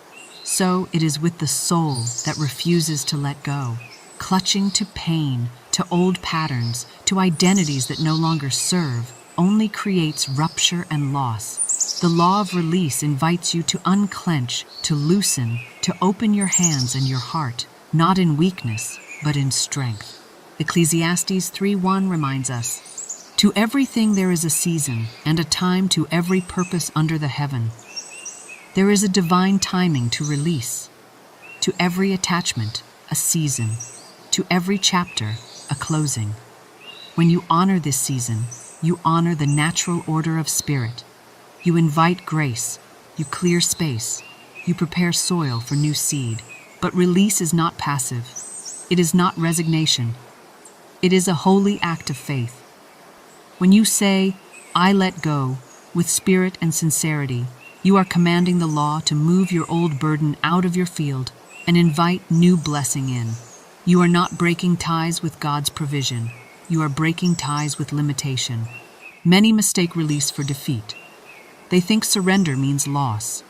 But surrender is a gateway to restoration. It is the act that tells heaven, "I am ready for newness. I am willing to step into more." Without it, you cling to shadows. With it, you step into light. So hear me. The words you speak to yourself, the words you declare about your circumstances, carry immense power. The phrase you say before releasing is the sacred sentence that sets the stage for the miracle. But beware, if spoken before readiness, it seals delay, confusion, and regret. Release is sacred, and it requires reverence. It requires readiness, and it requires truth. Say this now. I honor the season of release. I surrender with faith. I open to divine renewal. Let that be the posture of your spirit as we now prepare to speak of the phrase you must never say unless you are truly ready. There is a phrase, simple, direct, powerful, that many speak without understanding its weight. This phrase can either unlock your freedom or bind you deeper into delay, depending on your readiness to release what you speak about. The phrase is, I give up, or I can't have this anymore. These words sound like relief, like honesty. But spoken prematurely, without spiritual maturity and inner peace, they become spiritual contracts, vows that imprison instead of liberate. I have seen souls who, in moments of despair, utter these words and find themselves trapped longer than before. They announce surrender with their mouth, but their spirit was not prepared to let go. The law hears the declaration, but not the hesitation behind it. The word becomes a decree. The universe responds, not to your pain, but to your speech. Let me share a story. A man clung to a business that drained his soul. Frustrated and fearful, he finally said, I give up. But his heart was not at peace. His mind was tangled in doubt. As a result, his business fell apart, and so did his confidence. It took years to rebuild because the release was spoken in defeat, not in divine timing. You must learn discernment. You must wait for readiness. Release spoken without peace is not release. It is surrender to chaos. Release spoken with faith, in divine order, becomes a gateway to restoration. So how do you know when to speak these words? How do you avoid premature surrender? How do you discern between letting go and giving up? Before you speak this phrase, ask yourself, do I feel inner peace about this release? Is my spirit aligned with divine will, or is it fleeing pain? Am I opening space for blessing or shutting the door in fear? Have I waited on divine timing, or am I acting from desperation? Only when the answer is yes to peace, alignment, faith, and timing are you ready to say, I give up and I release this with love and gratitude. Speak with rhythm. Speak with heart. Speak with confidence that this release is sacred, not sorrowful. Say it quietly now and feel the difference. I release this with love and gratitude. I step into divine renewal. Remember, words spoken carry consequences beyond the ear. They move the unseen. They shape the scene. Guard this phrase as you would a precious treasure. Use it only when your soul is ripe. Discernment is the compass of the soul. Knowing when to hold and when to release is a sacred art, one taught by spirit through silence, peace, and alignment. Too often we mistake desperation for readiness. We confuse bitterness for bravery. We hear the echo of pain and call it release. But true readiness comes not from the clamoring of the mind, but from the calm of the spirit. How can you tell if your heart is ripe for letting go? Here are the signs the Spirit will give you, the signals of sacred readiness. 1. Inner peace prevails.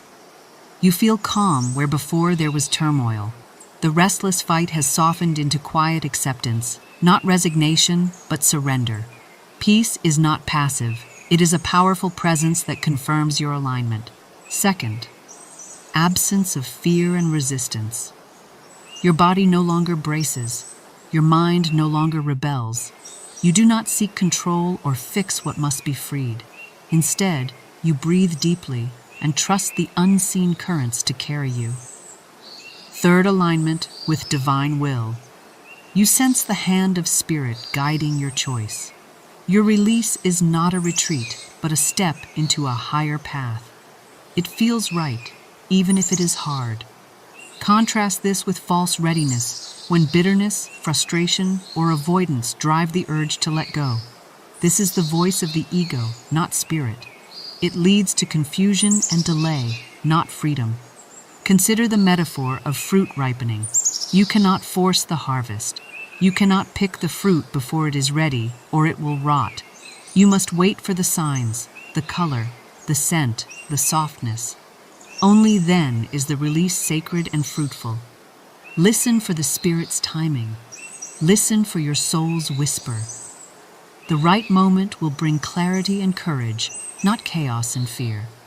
Say this now, with breath and certainty. I wait in peace for the right moment. I release only when my soul is ready. Your readiness is a covenant with divine order. It honors the sacred law that governs every ending and every beginning. And now, knowing readiness, you prepare to speak release with power. When your spirit has ripened and your heart has found peace, the words you speak to release become a holy decree, an act of spiritual sovereignty that initiates renewal, restoration, and divine compensation. This is no casual utterance, no reluctant farewell. It is a sacred command, spoken with rhythm, faith, and love. It is the language of transformation itself. Consider these examples of powerful declarations for release. Phrases that, when spoken with conviction, break the chains of the past and open the gates to new blessings. I release this with love and gratitude, trusting divine order to restore and renew. This declaration honors what was while inviting what is to come. It blesses the past instead of resisting it. I surrender this path to the perfect will of Spirit, knowing that better good is already prepared. Here, you relinquish control, aligning your will with divine timing and infinite wisdom. I open space in my life for greater good, and I welcome the blessings that now flow freely.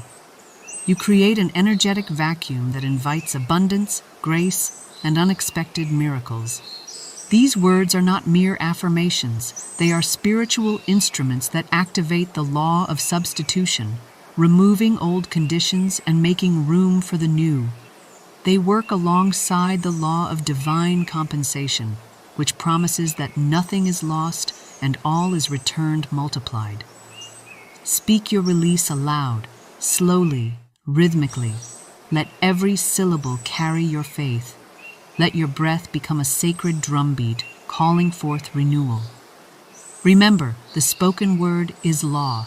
It moves what is invisible into form. It tells the universe, this chapter is closed, the next is open. The old must fall so the new may rise. Say this now as a sacred prayer and declaration. I release with love, I surrender with faith, I receive with gratitude. Feel the weight lift, feel the space open. Know that with this word, you have planted the seed of divine transformation. To release is not just to speak words, it is to prepare the inner sanctuary of your mind and heart for sacred transformation. Too often, surrender is mistaken for defeat, and the soul resists even the thought of letting go. But true surrender is a mighty act of courage, a spiritual rebirth, a clearing of the way for the new. It requires mental and emotional preparation, a steady breathing into the unknown with trust as your compass. Begin by visualizing the release. See yourself gently setting down the heavy burden you've carried, the relationship, the job, the belief, the identity. Imagine yourself opening your hands and letting go, not with pain, but with peace. See the old story dissolve like mist, making room for light to enter. Visualize the space being filled with divine light, love, and new possibility. Speak these affirmations with breath and intention, allowing them to soak into your being. I am willing to let go to receive what is better. I surrender all fear and open fully to divine grace. I trust the timing and wisdom of Spirit in this release. Peace fills the space where resistance once lived. This preparation calms the mind's chatter and soothes the heart's resistance. It rewires your emotional response from panic or sorrow to peace and trust. It rewrites the narrative from I am losing to I am growing. Recognize that surrender does not mean loss of power. It is a shift of power from ego-driven control to spirit-led authority. It is a humble claiming of your divine right to flow with the rhythms of grace rather than fight against them. Let your mind become a temple of peace, your heart a vessel of courage. Speak this aloud as a seal. I prepare my mind and heart for sacred surrender. I welcome transformation with open arms. This is your altar preparation. This is your spiritual clearing. It readies you to speak release not in weakness, but in holy strength. Surrender is not the end of your power. It is its true beginning. The moment you release what no longer serves, you step into a higher authority, a greater wholeness. You reclaim your power not by holding tight, but by trusting deeper. You transform from captive to conqueror, from victim to victor, from burdened to blessed. Understand this truth deeply. Surrender is the act of claiming divine authority over your life.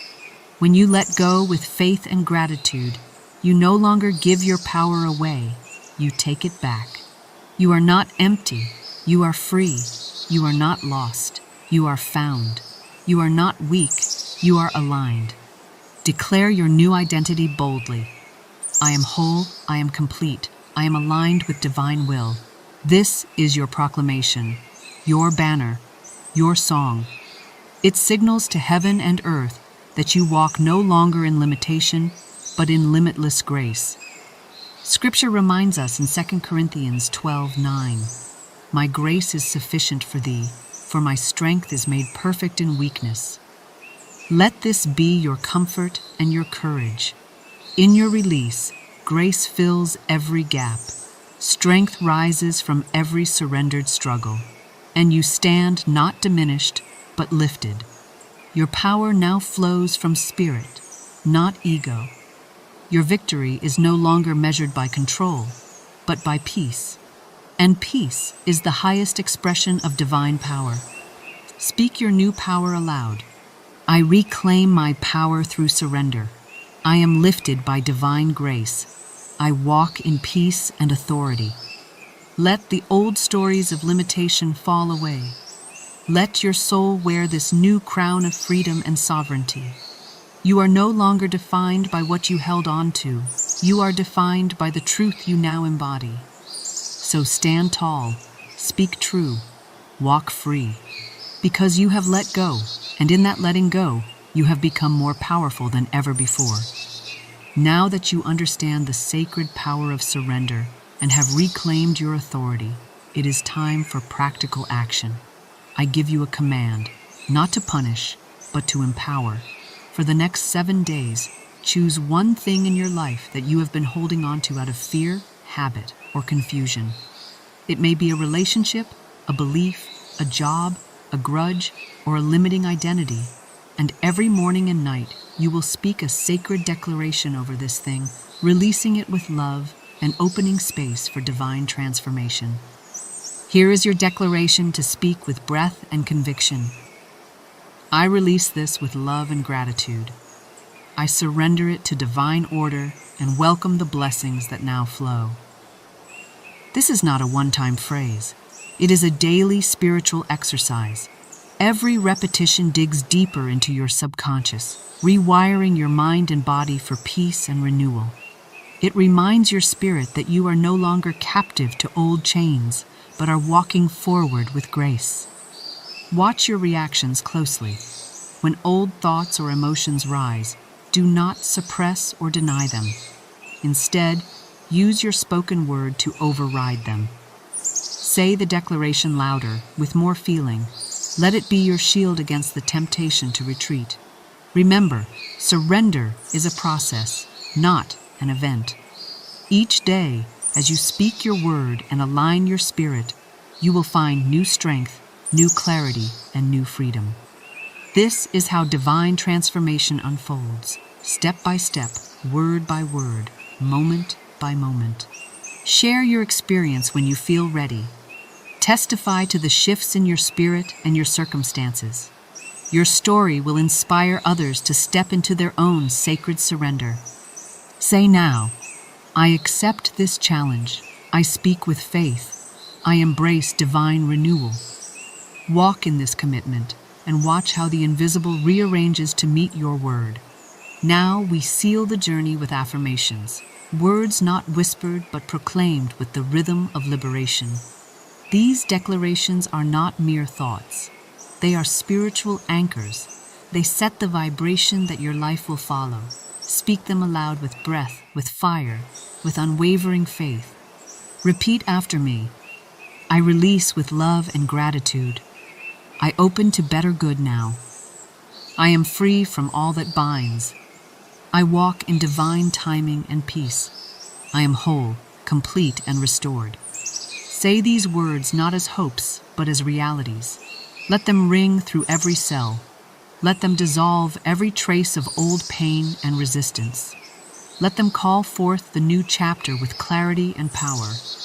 And now, speak the closing seal.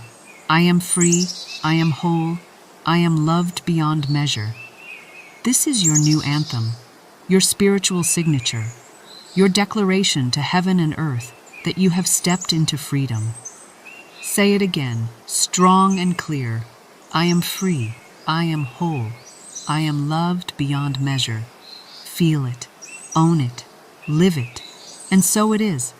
Now that you have taken this sacred step toward freedom and renewal, I invite you to make your journey visible, not for praise, but as a spiritual testimony. Share below the phrase or attachment you are ready to release. Write it not as a whisper, but as a vow, a spiritual contract with yourself and the unseen. Type your release as a sacred declaration, your commitment to surrender, your opening to blessing. And if this teaching has stirred your soul, if it has awakened your courage, subscribe, not for more content, but for continued alignment. Let this channel be your sanctuary, your reminder, your place of return when the old tries to call you back. Remember this: you are free, you are whole, you are infinitely loved, and no word spoken in readiness can be undone.